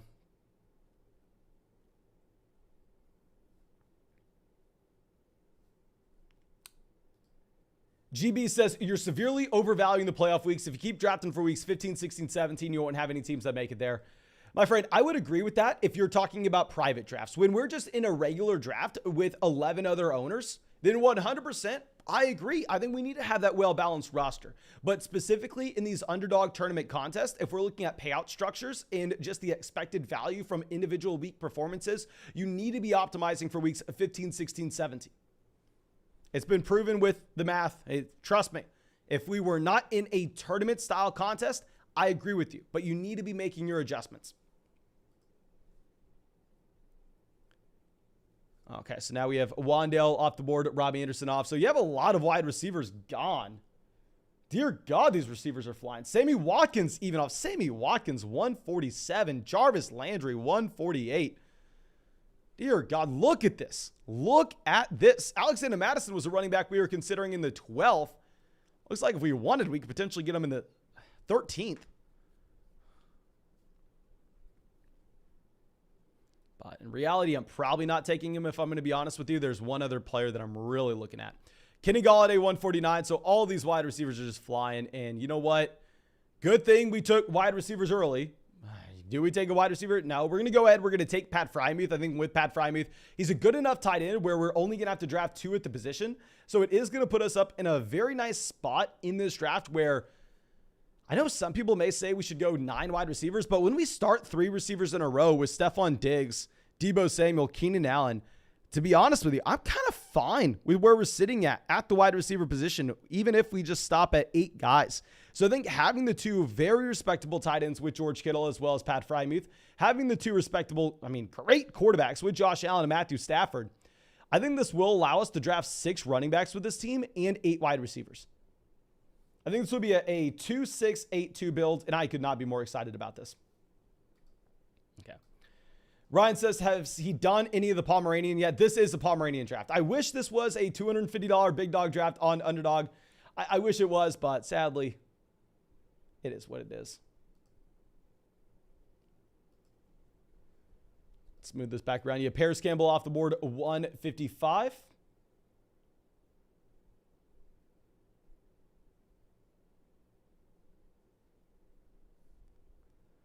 James Robinson. It's just great value on Alexander Mattison. As I was discussing, the player that we would have taken at 138 if it wasn't for Hines would have been Alexander Mattison. It was like a coin flip between those 2 guys for me.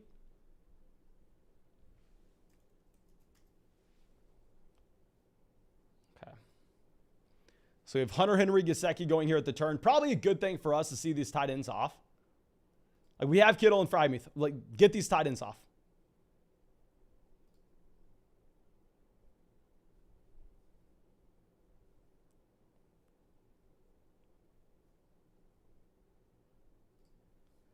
Jameis Winston. Let's move this back around. And dear God, look at these running backs. Yeah, look at these RBs. We're going to have to go ahead. We're going to have to take Michael Carter here as our 6th guy. So now from this point on, we are only drafting wide receivers. This is only a wide receiver team from this point on. But when we're able to take Michael Carter, pick 162, when he should have a week-to-week role with upside for more if an injury were to occur to Breece Hall, we didn't take a running back until the 6th round here. We started this draft, obviously, with, my opinion, some very high upside receivers, some very high upside quarterbacks and tight ends. I think that we're in a good spot to take 6 running backs, especially if we think that they have upside if something were to change in their situation. Okay. Let's move this over. Jack from the 2 says we sniped him on Pat Freiermuth. Sorry about that, my friend. Sorry about that. But at this point, we really want to see running backs off the board as well. Like crazy to have all these wide receivers gone. Like to see like a Sammy Watkins 147, Wan'Dale Robinson 145, Robbie Anderson 145. I apologize. And we're getting Michael Carter 162, Alexander Mattison 152. This was a crazy draft room. But it looks like we did hit enough likes in the live stream to fire up another drafter to this one. So thank you all so much, guys, for going down there, dropping those likes. Based on all the support y'all showed this channel, we are just skyrocketing right now. We literally at 80,000 subscribers on this live stream today. Thank y'all so much, guys. Now, Lawrence off the board, 166.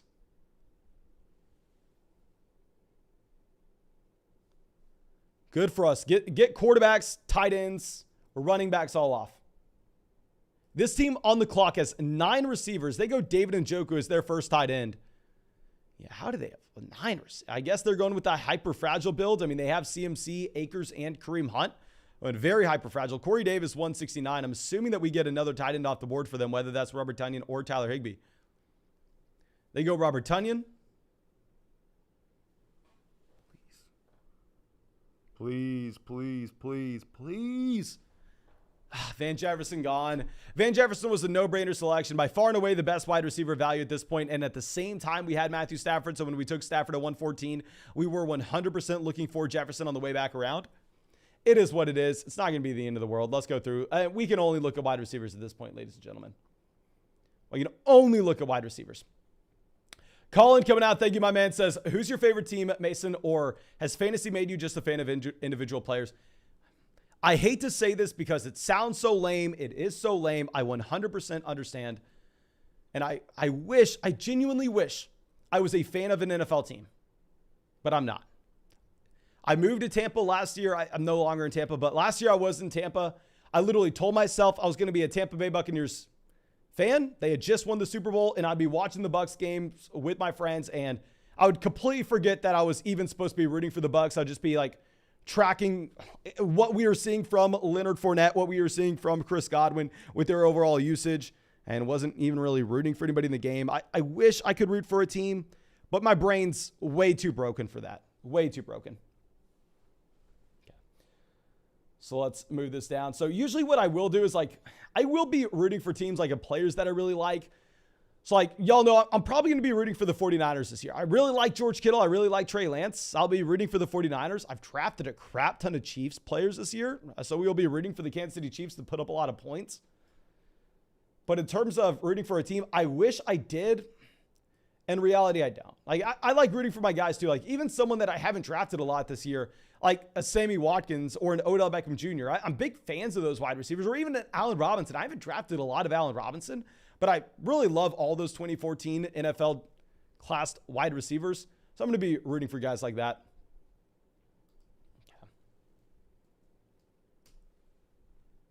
Alberto says, did you root for any teams before you got into fantasy? I kind of rooted for the Houston Texans. Really, my main introduction into the NFL back when I was like 10 was with fantasy football. Literally, my mom played in the fantasy football league, asked me if I wanted to play with her. And I was like, yeah, I'll happily do that. Of course, I took it over immediately and became obsessed. But my main introduction to the NFL when I was like 10 was fantasy football. I grew up in Texas. I drafted Andre Johnson and Matt Schaub on the team, so I kind of rooted for the Houston Texans. But in reality, it's not like I was some massive Houston fan. Okay. So now let's move this over. We had Baker Mayfield off the board, 182. And yeah, the reason I rooted for the Houston Texans legitimately wasn't necessarily because I lived in Texas. It was instead I had Andre Johnson and I had Matt Schaub on the team. We wanted them to be scoring a lot of points. And the reason I drafted them is because since I lived in Texas, we were going to be able to watch them a lot on TV. Okay. So let's move this down. Smokey Bones says, I'm a Texans fan. You're lucky you got out when you had the chance. Yeah, I am pretty lucky we got out when we had the chance. I mean, I would imagine being a Texans fan probably isn't the worst thing in the world right now. Like, you're probably gonna have the worst NFL team over the next 2 years. Like, I don't like Davis Mills at all. But after that, you should be in a spot where you're probably looking at CJ Stroud next year. You have 3 future firsts from the Cleveland Browns. That first round pick this year is probably going to be relatively decent considering the fact that they have 11 games to Jacoby Brissett. So, my man, I wouldn't worry too much if you're a Houston fan. Clyde Edwards coming out says, Arian Foster was my first ever fantasy pick. A pretty good way to start it off. I think I started playing fantasy football like 2 years before the Arian Foster breakout. It was right around that time. Let me look out when we had the Arian Foster breakout. So I think it was his second season in the league, right? I think he flashed in the preseason that year. That was 2010. Yeah, so that would have been like legitimately like either my second, maybe third year, probably my second year playing fantasy football. Okay, so Curtis Samuel, 193. Let's pull this back around. And we are just grabbing ugly wide receivers here, guys. I know it. We're elite everywhere else. We're just grabbing ugly receivers. Okay, Deshaun Watson off the board, 195. There's one wide receiver that we really like. Honestly, it would have been my favorite guy in the last round, but we just knew we could have got him in the 17th, so it wasn't a big deal to go through and pass on him. Y'all know who it is. We're going to go through, lock him in. J.D. McKissic off the board here. Happy to see McKissic off. I mean, just as many of these non-wide receivers that can go. Okay, we're going to get David Bell. David Bell, the easiest pick it could ever make. We say it every single time we draft, every single time we take him. He's this year's Amon-Ra St. Brown. Fell in rankings because the combine, fell in the NFL draft because the combine, and that does hurt his real life value and how he can affect NFL defenses based on his speed and stretching and taking safety attention away. But from a fantasy football standpoint, it just means he's going to be playing the slot. He's going to be getting targets underneath, which is something you can get very excited about. So I'm just queuing up some more wide receivers here, and then we are going to bounce into our next draft. This is going to be another $3 Pomeranian. So it looks like this is probably going to be the only live stream where we can do these $3 Pomeranian drafts. It should be filled by the end of tonight. But let's get in here, and let's see if we are drafting with any of y'all.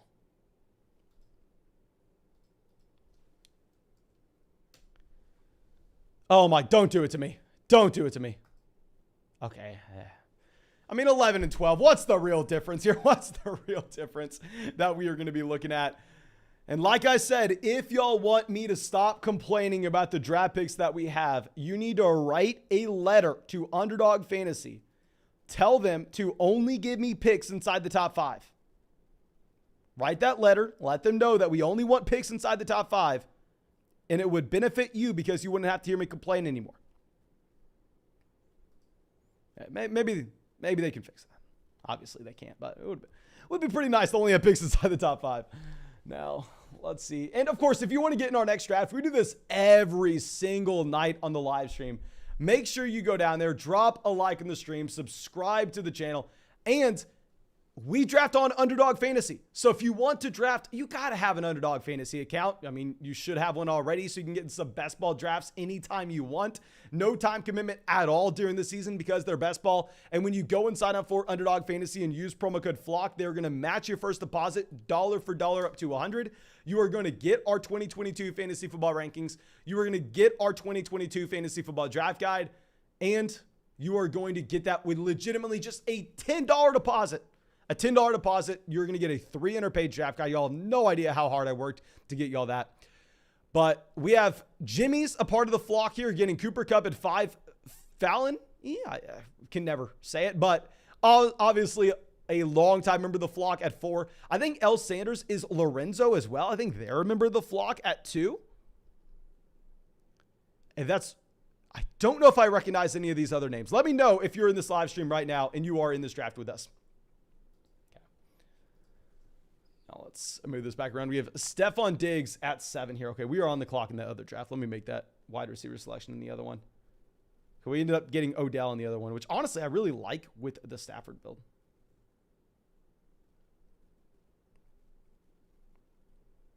I like that other team. We need a Garrett Wilson breakout or a David Bell breakout or Will Fuller to sign and do something.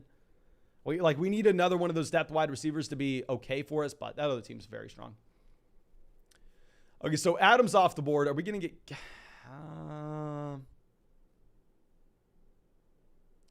I'll take Najee. It is what it is. I mean, all these tier 2 running backs are about the same. We're going to go Najee Harris with the expectation that we could get Joe Mixon on the way back around in the second. I have Joe Mixon ranked 1 slot above Najee Harris, but if we're looking at ADP right now, I think we're more likely to get the combo of both running backs if we go with Harris in the first. Okay. So after this, Dolphin, they go Mixon at 12, so we are sadly not going to be able to get them.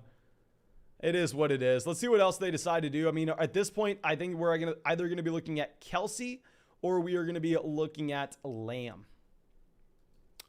Amon says, what did you major in at Texas? I actually got 2 degrees from the University of Texas. One was biology, so that's why I'm so good at fantasy football, obviously. And the other one was exercise science, which is also why I'm so good at fantasy football. I thought I was going to go to med school or physical therapy school. Didn't know which one. And then we ended up kind of blowing up on YouTube my senior year. So, and it ended up being neither. Okay. So we have Aaron Jones at pick 15 right after we take Travis Kelce here. I mean, with Kelce, it is an awkward spot in that we are never really expecting that we can get Patrick Mahomes making it all the way back to us in the 5th round. And I do really like a lot of other tight end values that you have in these drafts, like a Pat Frymuth in the 12th. But in reality, I mean, if we're looking at just the raw points per game we could get, if it could get back to 2020 levels for Travis Kelce, Kelce could be a player sitting at like a 25% win rate. Especially if we're going to be getting him at the beginning of the 2nd round. And we're only going to have to draft 2 tight ends when we get Kelce. Okay. So let's see. We have Kamara at pick 18. Deebo 19.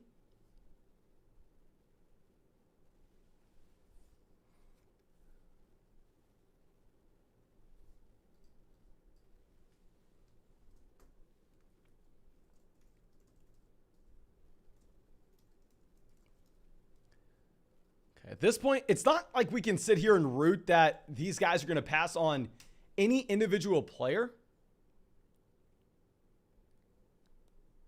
Because, I mean, we have no idea what's going to make it back to us at pick 35.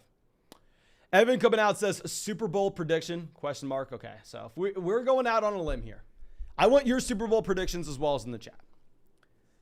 I know that this is not going to be a super popular take, but I think it's easy to see how the Rams just get back there this year. I think it's easy to see how the Rams get back there this year. And I know a lot of people aren't going to agree with this one either, but I think that despite missing out on Tyreek Hill, the Chiefs are better. I think from an overall football standpoint, the Chiefs are better. Yes, very tough division. So hard to choose a team from that division making it to the Super Bowl. But if I had to pick, I'm going to go ahead with all the uncertainty that we have in Tampa. Like, I'm scared off the Bucs right now. Like, I don't exactly know what's going on with Tampa. Obviously, you have the Masked Singer Reddit rumors. God knows if that's true. Don't really care if it is. But I think it's enough to scare me off the Bucs and go with the Rams. But let's see what y'all are saying. Y'all have Zach, Eagles, and Chargers. I think the Eagles are a dark horse team to make a run in the playoffs. I think that they could easily get to the playoffs if you just look at the fact that the NFC is just extremely soft. Like they play in the right conference to be a bad team making a deep run. I think I could see them in the NFC Championship. I think it's in the range of outcomes. Super Bowl, hell no. I don't think we could see Super Bowl. Okay. But we have Ravens, Rams. I like the Ravens call. I do like the Ravens call. Bucks, Bills. I think that's going to be, if you're looking at Las Vegas lines, the Bucks and the Bills are the two favorite teams to get there. Bills, Bucks. Chargers, Rams. Imagine how exciting a Chargers-Rams Super Bowl would be. That'd be awesome. And then Bills versus Bucks or Rams.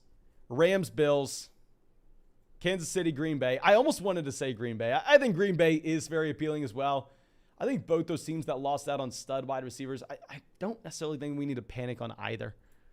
Okay, at this point, I don't want to say too much. Let's not say too much. DJ Moore off the board. I was going to say if DJ Moore went, we go ahead, we take Jalen Waddle to make sure we get a wide receiver here.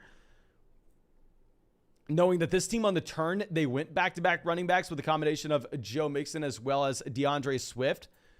So I don't necessarily know exactly what we can expect from them here, but I'm imagining it's going to be very difficult for them to go with a running back over, oh my gosh, they go Justin Herbert. Yeah, like I said, I had no idea what to expect. I definitely didn't expect a Justin Herbert selection and a Breece Hall. So we're going to go ahead. We will take James Conner. This is such a boring build. This is going to be a build that everybody has. Like, this is not a unique combo of players at all. We hopefully are going to get some nice values falling to us a little bit later on. Okay.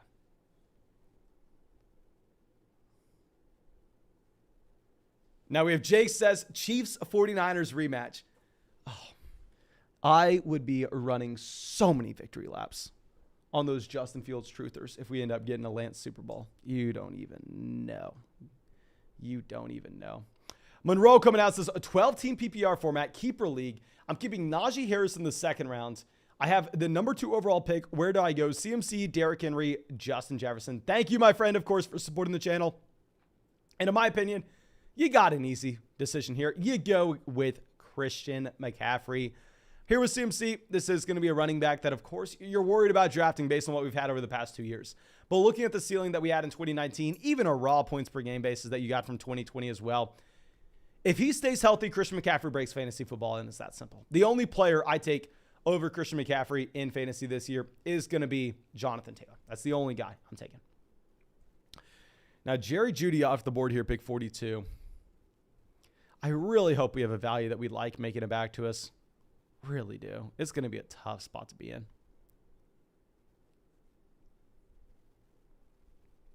I feel like we kind of have to take Connor here. But the issue is Connor usually goes right there at like the 311, and Jalen Waddle usually goes right there at the 402. This is just such a common start. Now, what I do really like is the start we've seen from Lorenzo, being able to go Jefferson, Tyreek, and Chubb. I still probably prefer going CMC in the first, but still, getting Chubb in the third is such a strong value. You have Lamar at pick 46. Mahomes goes 47. Yeah, I mean, I don't necessarily Love seeing Patrick Mahomes go there selfishly because I have Travis Kelce and I want to live in my imaginary world where there's an outside chance that Patrick Mahomes makes it back to us. But in reality, if I'm a team picking there at the 4 or 5 turn, I'm completely fine taking Patrick Mahomes. Okay. So I have Juju Smith-Schuster going on the way back around to get that Mahomes stack. That does make a lot of sense here. I think we are looking for a unique combo. It's just going to be very difficult for us to say go ahead and take like Amon-Ra St. Brown and Darnell Mooney at the turn. Like that's not necessarily what we're looking for. Akers off 52. Jimmy's on the clock. Let's see what they've done so far. They have Javonte and Etienne. They have a very strong value on Etienne. They got Travis Etienne at pick 44. Etienne at pick 44. Great start by them. They get Kittle here in the 5th. In my opinion, Kittle was one of the best 2 values you're going to see. I'm not going to be surprised if we get Darren Waller off the board here, but if Darren Waller doesn't go, maybe that's how we get that path to a unique team by deciding to go Darren Waller and Travis Kelce on the same build. Okay, so we have J.K. Dobbins, 55. Dobbins would have been another player that we were looking at. So I think if we're going to go with a unique build outside of this, now that we have Waller and Dobbins off the board, I understand a lot of people would probably want to make the argument for one of these wide receivers here, and I completely understand it, but I think we have to mix it up. I think we have to be a little bit crazy here. We have to chase some upside. I don't want to say too much, but we're going to mix it up. We're going to do something a little crazy. Okay. Bateman off 57. Bateman's not a player that I like at all in this range. Like, easily give me Godwin. Easily give me Amon-Ra St. Brown. Easily give me Darnell Mooney. Give me David Montgomery. Give me Kyler Murray. Give me Jalen Hurts. I'm not taking any of these guys. So we're going to go ahead. We are going to take Kyler Murray here. Pick 59. We're going to get some correlation with Kyler and James Conner. That's not necessarily the most exciting thing in the world, but I do think Kyler could be the quarterback 1 overall potentially this season if we're going to just look at the pace of play of Arizona and at the same time the rushing upside that he provides, and he can have the passing volume we look for. And we're going to go Jalen Hurts as well. We're going to grab these 2 elite level quarterbacks in a best ball format. Both of these guys have their ADP in the beginning of the 6th round. Usually they go about in the middle of the 6th round. Very rarely you're going to see these 2 guys going together. So I do think it gives us a lot of upside in a best ball format. Of course, you would never consider doing this in a shallow redraft league. But in a best ball league, I think it does give us upside and, more importantly, a unique build. Guys, the issue would have been if we would have taken, say, Chris Godwin and then Kyler Murray on the turn. Everybody has that team. This is a tournament-style draft. We need to have at least a somewhat unique team. I think this is an easy way we can go about that with not necessarily sacrificing a lot of upside. Okay, so let's scroll this around. Trey Lance off the board, of course, once we take these 2 quarterbacks. We really want to see quarterbacks go. I don't want to say it will suck seeing Russell Wilson still available to us at the very end of the 7th round. But, I mean, that's not necessarily something we are wanting to happen. We would rather just have Russell Wilson, Dak Prescott, Tom Brady all going off the board, pushing down some wide receiver value to us. You do have Amon-Ra St. Brown going off the board there at pick 66. Elijah Mitchell, 68. Joe Burrow, 69. Good for us to get Burrow off. Like, if Burrow would have been on the board at pick 83, I definitely would have sat there and cried.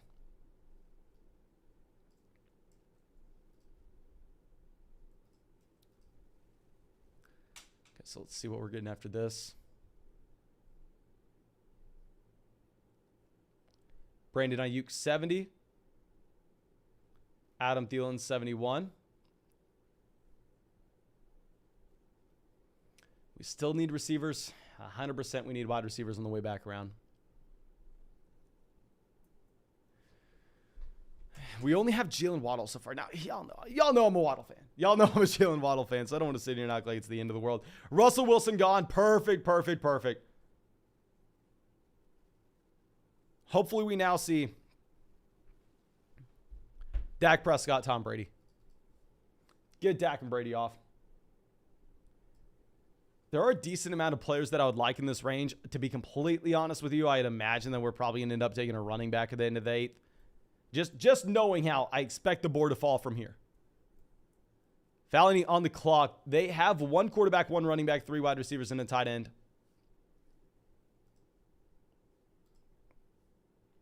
Ashton says, I just got Cooper Kupp at the 106 in an underdog draft right now. That is awesome, my friend. I am very jealous of that. I don't think I've ever had Cooper. I've literally done like 600 of these drafts at this point. I don't think I have ever had Cooper Kupp fall to us at 6. I don't know if I've ever had that happen. Kashin coming out says, you don't think taking Kyler or Jalen Hurts is a good there in a shallow redraft?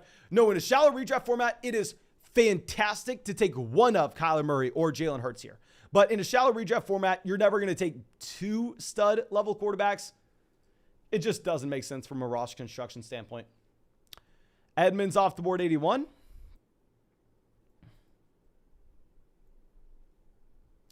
Kadarius Toney gone. Like I said, I knew we were going to go with the running back, just knowing how the board was going to fall to us. I prefer Clyde Edwards-Helaire over these guys in this range.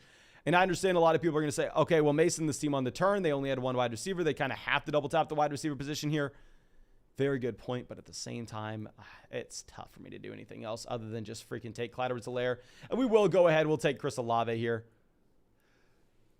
I don't love the value of Chris Olave, but at the same time, I think it's a pick that we kind of have to make at wide receiver. Like, obviously, Miles Sanders is just plummeting down draft boards right now.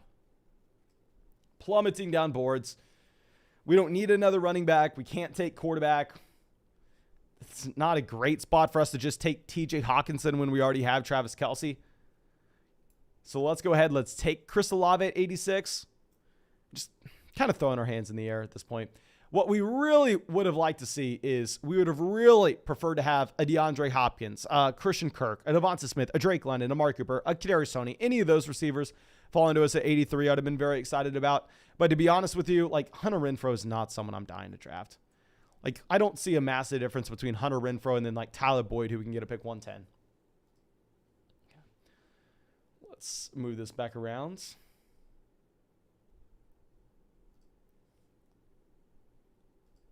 Carson says it's so hard to get quality wide receivers late in drafts nowadays. I 100% agree with you, my friend. That's why in the last draft, when we were presented with the possibility of doing it, we drafted 3 receivers in a row. Obviously, this one's a little tough. We have Primer asking what's wrong with Miles Sanders. I mean, I guess just people are everybody's off of him, given the performance that you have with Kenneth Gainwell, possibly people thinking that Kareem Hunt could come over. In reality, that's not going to happen. But I'm fine drafting Miles Sanders in the 8th round.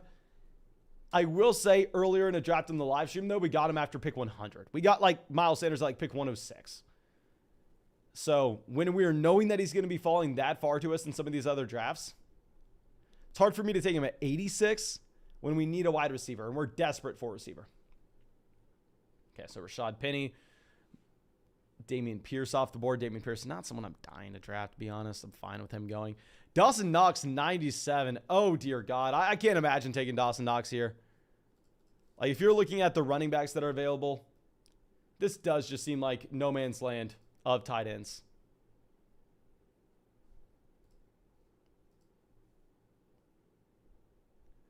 Colin says, what kind of return have you seen from Underdog? I think last year we were up 1,400%. I'm joking, my man. I have no idea. All I know is I had to pay taxes on our Underdog winnings last year.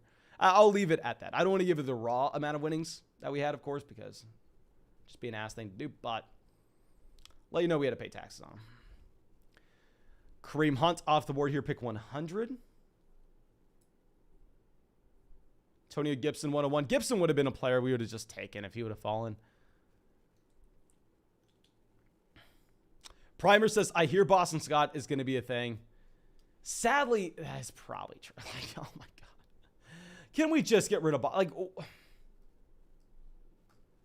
I don't know why Boston Scott has to do this to us. Why does he have to ruin all the fun?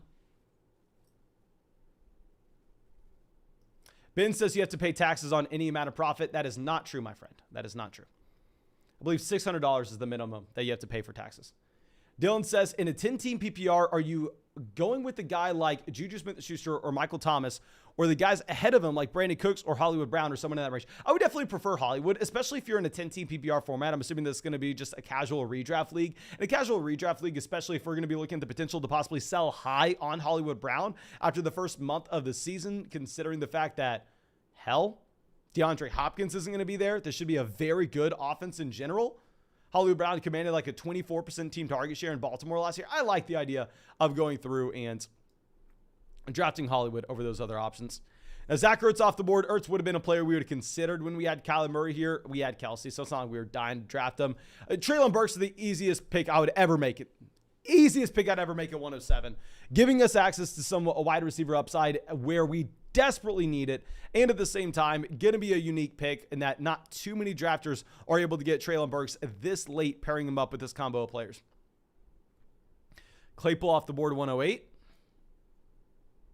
We're going to go ahead. We're going to get Tyler Lockett as well. We're just desperate for wide receivers at this point. With Tyler Lockett, not nearly as appealing in just a casual redraft league because obviously you have no idea when those spike weeks are going to come. But with Lockett, we know that given his average depth to target, we should see some natural volatility where you can spike into our starting lineup in a best ball format. And at the same time, if we are going to be looking at the real underlying metrics you had with Lockett last year, he still looked like a great wide receiver. You had Tyler Lockett with 2.7 yards per route run. Literally, like only behind elite level guys like Jamar Chase, for example. It was straight up ridiculous what you had there. Okay. Let's go through and let's show this entire draft board for anybody who's just now coming in. And if you are just now coming into the live stream, fix your life. Go down there, drop a like on the stream, subscribe to the channel. It supports us so damn much. And if we hit 1,400 likes in this live stream, we will go ahead. We'll fire up another draft after this one. I think we are about 150 away from firing up another draft. Okay. Let's move this down. So we have James Cook, 115. Oh, I love that James Cook pick. Who had Josh Allen with this draft? The Josh Allen owner decided to pass on James Cook in favor of Kenneth Walker.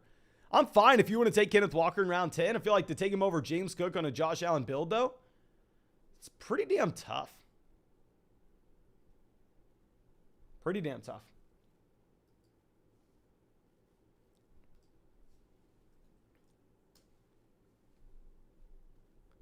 So let's move this over. Garrett Wilson goes 118. We did get Garrett Wilson falling to us in the middle of the 11th round in that last draft, which I was very, very excited about. But at the same time, I mean, it's very hard to imagine him falling to pick 131, even if people are very worried about this New York Jets situation, as they should be. As they should be. With Justin Fields off the board at 120. Good for us. We have Kyler and Jalen Hurts. We're not looking to grab another quarterback. Rashad White, 122. At this point, running back, I guess we could go back to the well. I mean, we still have the elite level QBs. We have the elite level tight end with Travis Kelce as well. We have some wide receiver upside here with Chris Olave, Treylon Burks as our wide receivers 2s and 3. So I think we are fine to go back to the well at running back if we wanted to. But of course, if you want to get in our next draft, make sure you drop a like on the live stream so we have another draft to this one. And also go sign up for Underdog Fantasy. You can find the link in the live chat, find the link in the description of the video. And when you go and sign up for Underdog Fantasy and use promo code FLOCK, they're going to match your first deposit. Dollar for dollar up to 100. You're going to get our 2022 fantasy football rankings. You'll get our 2022 fantasy football draft guide with legitimately just a $10 deposit. Please make sure you take advantage of that. Okay. Bryant says 2-3 turn. Full PPR, who do I take if there? I have second overall. Okay, so who do you take at the 2-3 turn? In a casual league, I'm going to be looking at like a Mark Andrews. I don't think Nick Chubb falls to the 2-3 turn as he does on Underdog. So I'd be saying, let's go through, let's look at, say, Mark Andrews, or maybe in a casual format, you get like Mike Evans or Deebo Samuel falling there as well. Dylan says, I meant like Michael Thomas or like an Amon-Ra or Mooney or Amon-Ra. Let me reread this, my friend.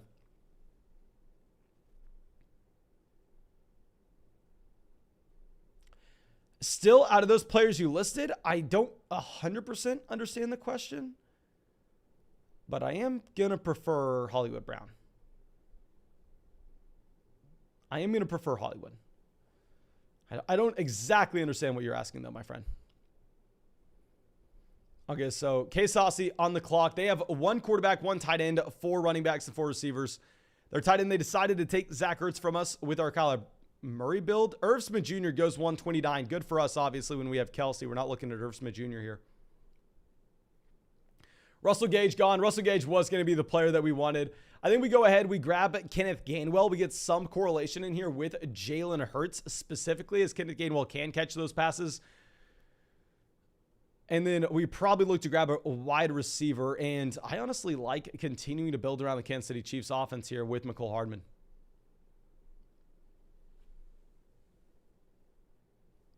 Yeah, let's go Mecole Hardman here. Let's continue to build around that Chiefs offense. So far at running back, we have Najee Harris, James Conner, Clyde Edwards-Helaire, Kenneth Gainwell. At quarterback, we have Kyler Murray, Jalen Hurts.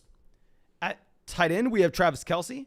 And then at wide receiver, we have the combo of Jalen Waddle, Chris Olave, Treylon Burks, Tyler Lockett, and Mecole Hardman.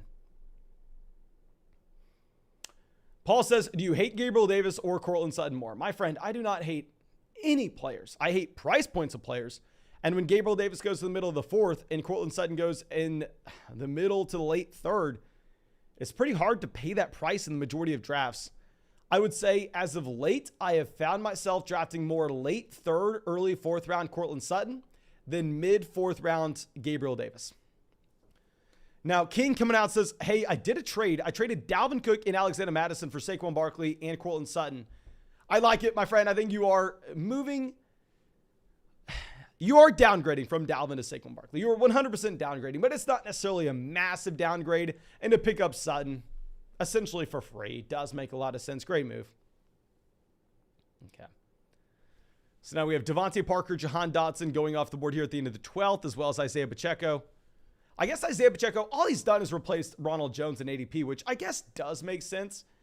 I mean, I haven't really been drafting him here, but I mean, I was fine drafting Ronald Jones when we thought he was the running back 2 here. So I guess if we have confirmation that Isaiah Pacheco is the running back 2 here, yeah.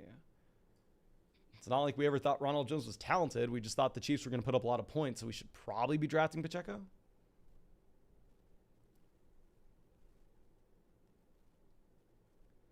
I don't know, my friends. I don't know. It is a tough spot to be in, to say the least.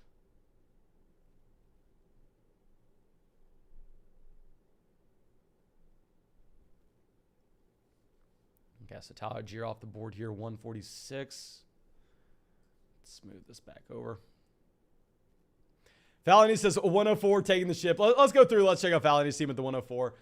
Chase, Evans, Pitts, A-Rob. I really like to start through the first 4. You get Akers as well. Get some correlation there with the Rams offense. Get Burrow 69 to pair up with Jamar Chase. Amari Cooper 76. Interesting that you took Jamar Chase over Drake London. Took Amari Cooper over Drake London.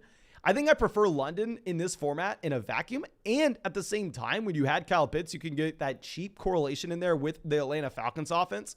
So I probably would have preferred taking London over Amari. But regardless, getting Stafford at 93 is going to be nice when you have that Allen Robinson and Cam Akers pair. Kareem Hunt 100. Darrell Henderson 117. I like it, my man. I'm going to be honest with you. I don't love it. I do like it, though. I do like it. Now, Blake coming out, thank you, my friend, says, let me know what you think. 10-team redraft PPR. We got Kyler Murray, George Kittle. And at running back, Kamara, James Conner, Aaron Jones, Kenneth Walker, wide receiver, Hollywood Brown, Michael Thomas, Bateman, Darnell Mooney, Kadarius Toney, Chris Olave, and we have Gallup on the IR. Really like it. In a 10-team format, this is easier said than done. Easier said than done in a 10-team league. But if we could go through and look to trade some of these depth wide receivers, like trade a Darnell Mooney in a package with, say, Michael Thomas and truly get an upgrade that you're excited about, that would be something that I'm looking at. But it's a lot easier said than done in a 10-team format. But overall, I do like the roster. And Joku off the board. Do we just go ahead and take a receiver? Yeah, let's go ahead. Let's take Christian Watson. Obviously, not the best player according to ADP. I don't really care. I think Christian Watson is the best guy in this range. Dylan coming out says, I'm sorry that was confusing. Forget about Hollywood. You'd rather have a guy like Michael Thomas or Juju or like Amon-Ra St. Brown, Darnell Mooney. I would prefer Michael Thomas and Juju Smith-Schuster. I have both those wide receivers ranked over Darnell Mooney and Amon-Ra St. Brown. Thank you so much for the support. I hope I'm answering your question correctly. I still don't exactly know what we're being asked. At this point, let's go ahead. Let's take our guy, KJ Hamler. I mean, I really like KJ Hamler in a best ball format. Getting him on a team where we need some wide receiver help, I think is going to make a lot of sense. Obviously, Galladay's falling a ton. I mean, there's an outside chance Galladay makes it back to us in the 15th round based on what we've been seeing as of late. Let's move this back around. And we are about 120 likes away on the live stream from firing up another draft. So if you have not done so already and you want another draft, please go down there. Drop a like on the live stream. Zach says, correlation between Kyle Pitts and Drake London. How does that make any sense at all? My friends, when you're making bets on individual players, what you are really making bets on a lot of times is offenses. Offensive output, pace of play. How many points is the team putting up overall? How many trips to the red zone do they have? So if Kyle Pitts hits his elite level ceiling, what has to happen? Right? What has to happen? The Atlanta Falcons offense probably has to be better than expected. The Atlanta Falcons offense probably has to score more points than people are initially projecting them to. And if that happens, I think it's more likely that you also see Drake London putting up a better season than his median projection would indicate. So I do think that drafting Kyle Pitts would then make me want to make a tiebreaker later on. If we're looking between Amari Cooper and Drake London in the same offense, we're going to go Drake London. And to be completely honest with you, my friend, it's a no-brainer for me. Fantasy Football Dog Pound, thank you. Coming out, says, what's one thing you wish you knew when you first started streaming that you know now? Any tips on getting the first 1,000 subs is always great, Stream Mason. Thank you, my friend. I would say, if anybody's starting a fantasy football channel now, you can never start it with the expectation that it's going to turn into anything. And to be completely honest, if you're starting a fantasy football live stream or you're starting making fantasy football videos, you are going to get no views at all at the very beginning, but that is the best thing that could ever happen to you. I'd say this to legitimately anybody starting with a YouTube channel. The worst thing you could ever do is start a YouTube channel, not have any experience making videos, not have any experience live streaming. You're going to be bad at it at first. And I was laughably bad. Like if you look at my first 100 videos, guys, it's hilariously bad. But it was nice because nobody was watching me. So I was able to practice. I was able to get better. That way now when we're in a live stream and I have 1,000 people watching, I've put in hours and hours and hours and hours and hours and hours and hours of practice into it, or it's nothing. And also, YouTube's going to grow you organically in the algorithm. You don't need to do any cheapo marketing things. Legitimately just continuously pump out content every single day. You'll get better as you do it. And when you get better, YouTube will recognize it and they'll recommend you more and more in the YouTube algorithm. Everything has to be organic. If you're not doing it organically, it doesn't matter. You're going to be stunted in the YouTube algorithm later on. Okay, so Corey Davis off the board. We only have 4 running backs. We are looking at running backs on this team. I guess now that Kenyon Drake is officially off this team, you do need to go through and you probably need to push up Zamir White. I don't like Zamir White. I really don't. But I think if Zamir White falls 11 picks past ADP and Kenyon Drake's off the roster, we have to take him.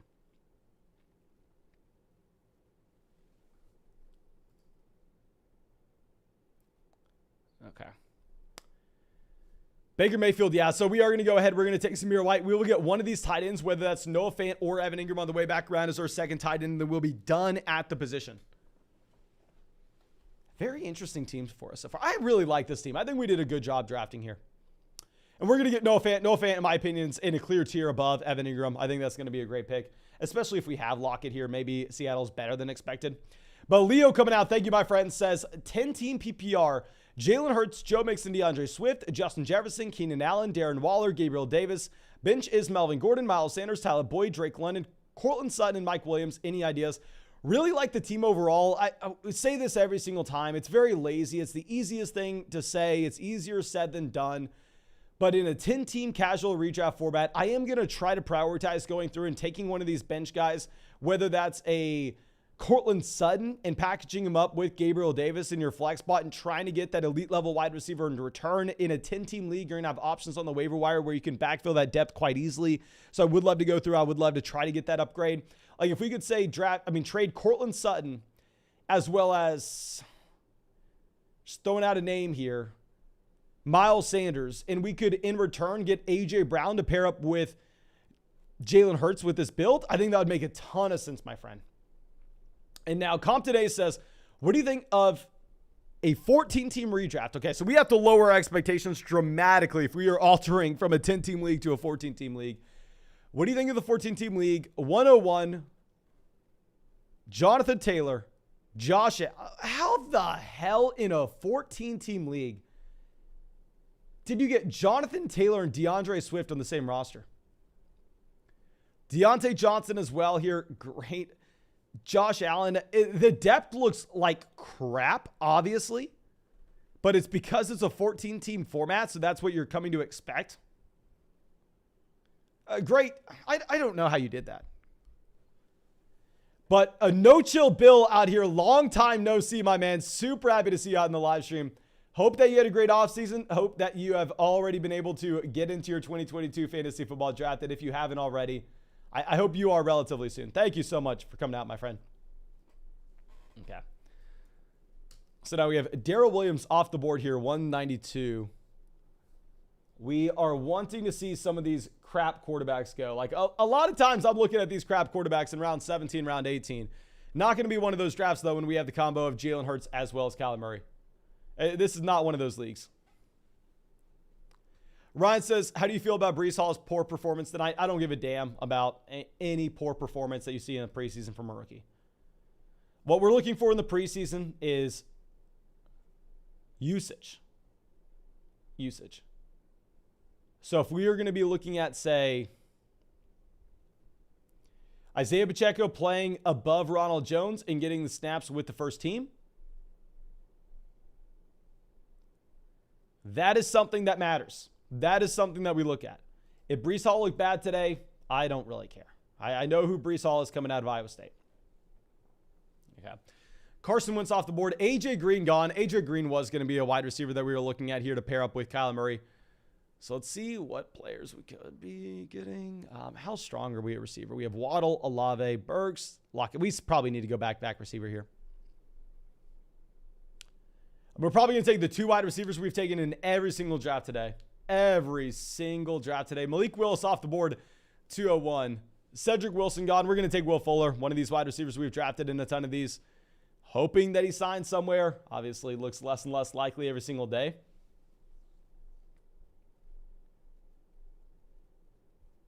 GB says, why do you have Davante Adams ranked at 18 in your video today, but you draft him consistently at pick 11 and 12? Because that video is made for a casual redraft format, and in Underdog, wide receiver slide up draft boards. You have to start three guys and it's best ball. So it's going to be a different format. You have to adjust to your format, as I think we've done a pretty good job explaining over the past few videos. Ronald Jones, 204. Here, no brainer for me. We're going to go ahead. We are going to get our guy, David Bell.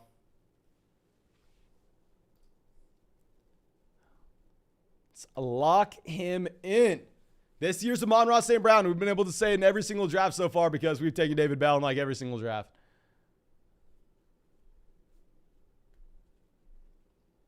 Terrace Marshall, 205. So let's go ahead. Let's take David Bell. And it looks like we are not anywhere close to hitting 1,400 likes in the stream. So let me answer this question for Barbershop and Compton Ace. Okay, let's answer a couple of these questions as we wait for this draft to run out, and then we are going to end this stream. But we have Barbershop saying 10T PPR double flex leagues, I got pick 6 and then pick 8. Thinking about hammering in wide receivers early and then trying to get a top 4 tight end in the first 4. Honestly, my friend, casual 10-team redraft format. While on Underdog, I would agree, like you probably want to go through and you want to hammer in those wide receivers early. In your casual redraft league, that's especially a 10-team format, my friend, I would be hammering in running backs. Running back round 1 at pick 6 and pick 8. And then try to get Kelsey in the second round with both of those drafts. And if you can't, even look at Kyle Pitts. I'm doing the exact opposite of that. In that shallow casual redraft league, I think we actually hammer in running backs. Compton coming out says, originally drafted Josh Allen and Javante at the 2-3 turn, and then traded Javante for DeAndre Swift. Any trade tips? I also have Sky Moore. Okay, Sky Moore on this team is actually going to be a massive help. Definitely a much better situation to be in. But if we're looking at the bench in particular, you know what could be intriguing? Because if we're looking at this build if you have Juju Smith-Schuster and if you have Sky Moore, you are betting that the Kansas City Chiefs offense is going to be better than expected this upcoming season. So what I would probably look to do is, I know you took Josh Allen. Obviously, Josh Allen looks to be a better option because his rushing upside over Patrick Mahomes this upcoming season. But I would use Sky Moore. I would use Juju Smith-Schuster as a tiebreak, saying that you should probably just go ahead and you probably should just trade Josh Allen for Patrick Mahomes and then maybe include one of your depth wide receivers on your bench, whether that's a Romeo Doubs, or you also have Mecole Hardman on the team. You have everybody from Kansas City on the team. Like, I would say try to trade Josh Allen and a Romeo Doubs and get back Patrick Mahomes and an upgrade at wide receiver. I think that would make a lot of sense given the construction of this team. Okay. But I think that should be it for this live stream. It looks like we were live for what? 3.5 hours. But thank you again. I appreciate all of y'all so much. If you have not done so already, go down there, drop a like, subscribe to the channel, hit the bell next to the subscribe button if you want to be able to come out next time we are live right away. I will send out a free link to join our fantasy football group chat. You don't need a email, a credit card. You don't need anything. Just click the link, choose a nickname, and you're in our group chat. But Sam coming out says drafted Jalen Hurts, Breece Hall, David Montgomery, Jamar Chase, CeeDee Lamb, Schultz, DJ Moore, Gabriel Davis, Dobbins, Ayuk. What do you think? 10-team startup. Keep up that grind, Mason. No, thank you so much. If this is a startup draft, this is a startup draft where you got Breece Hall, CeeDee Lamb, Jamar Chase on the DJ Moore. If this is truly a dynasty startup draft, this is about one of the craziest teams I've seen all offseason. That is fantastic. You're probably playing with some casual drafters with your friends. I don't know. A great draft. But thank you, everybody, for coming out. Thank you, Kingview Mead, for being here. Thank you, Compton Ace. I appreciate it, everyone. I am going to be live again tomorrow night, as always, and I hope to see you there.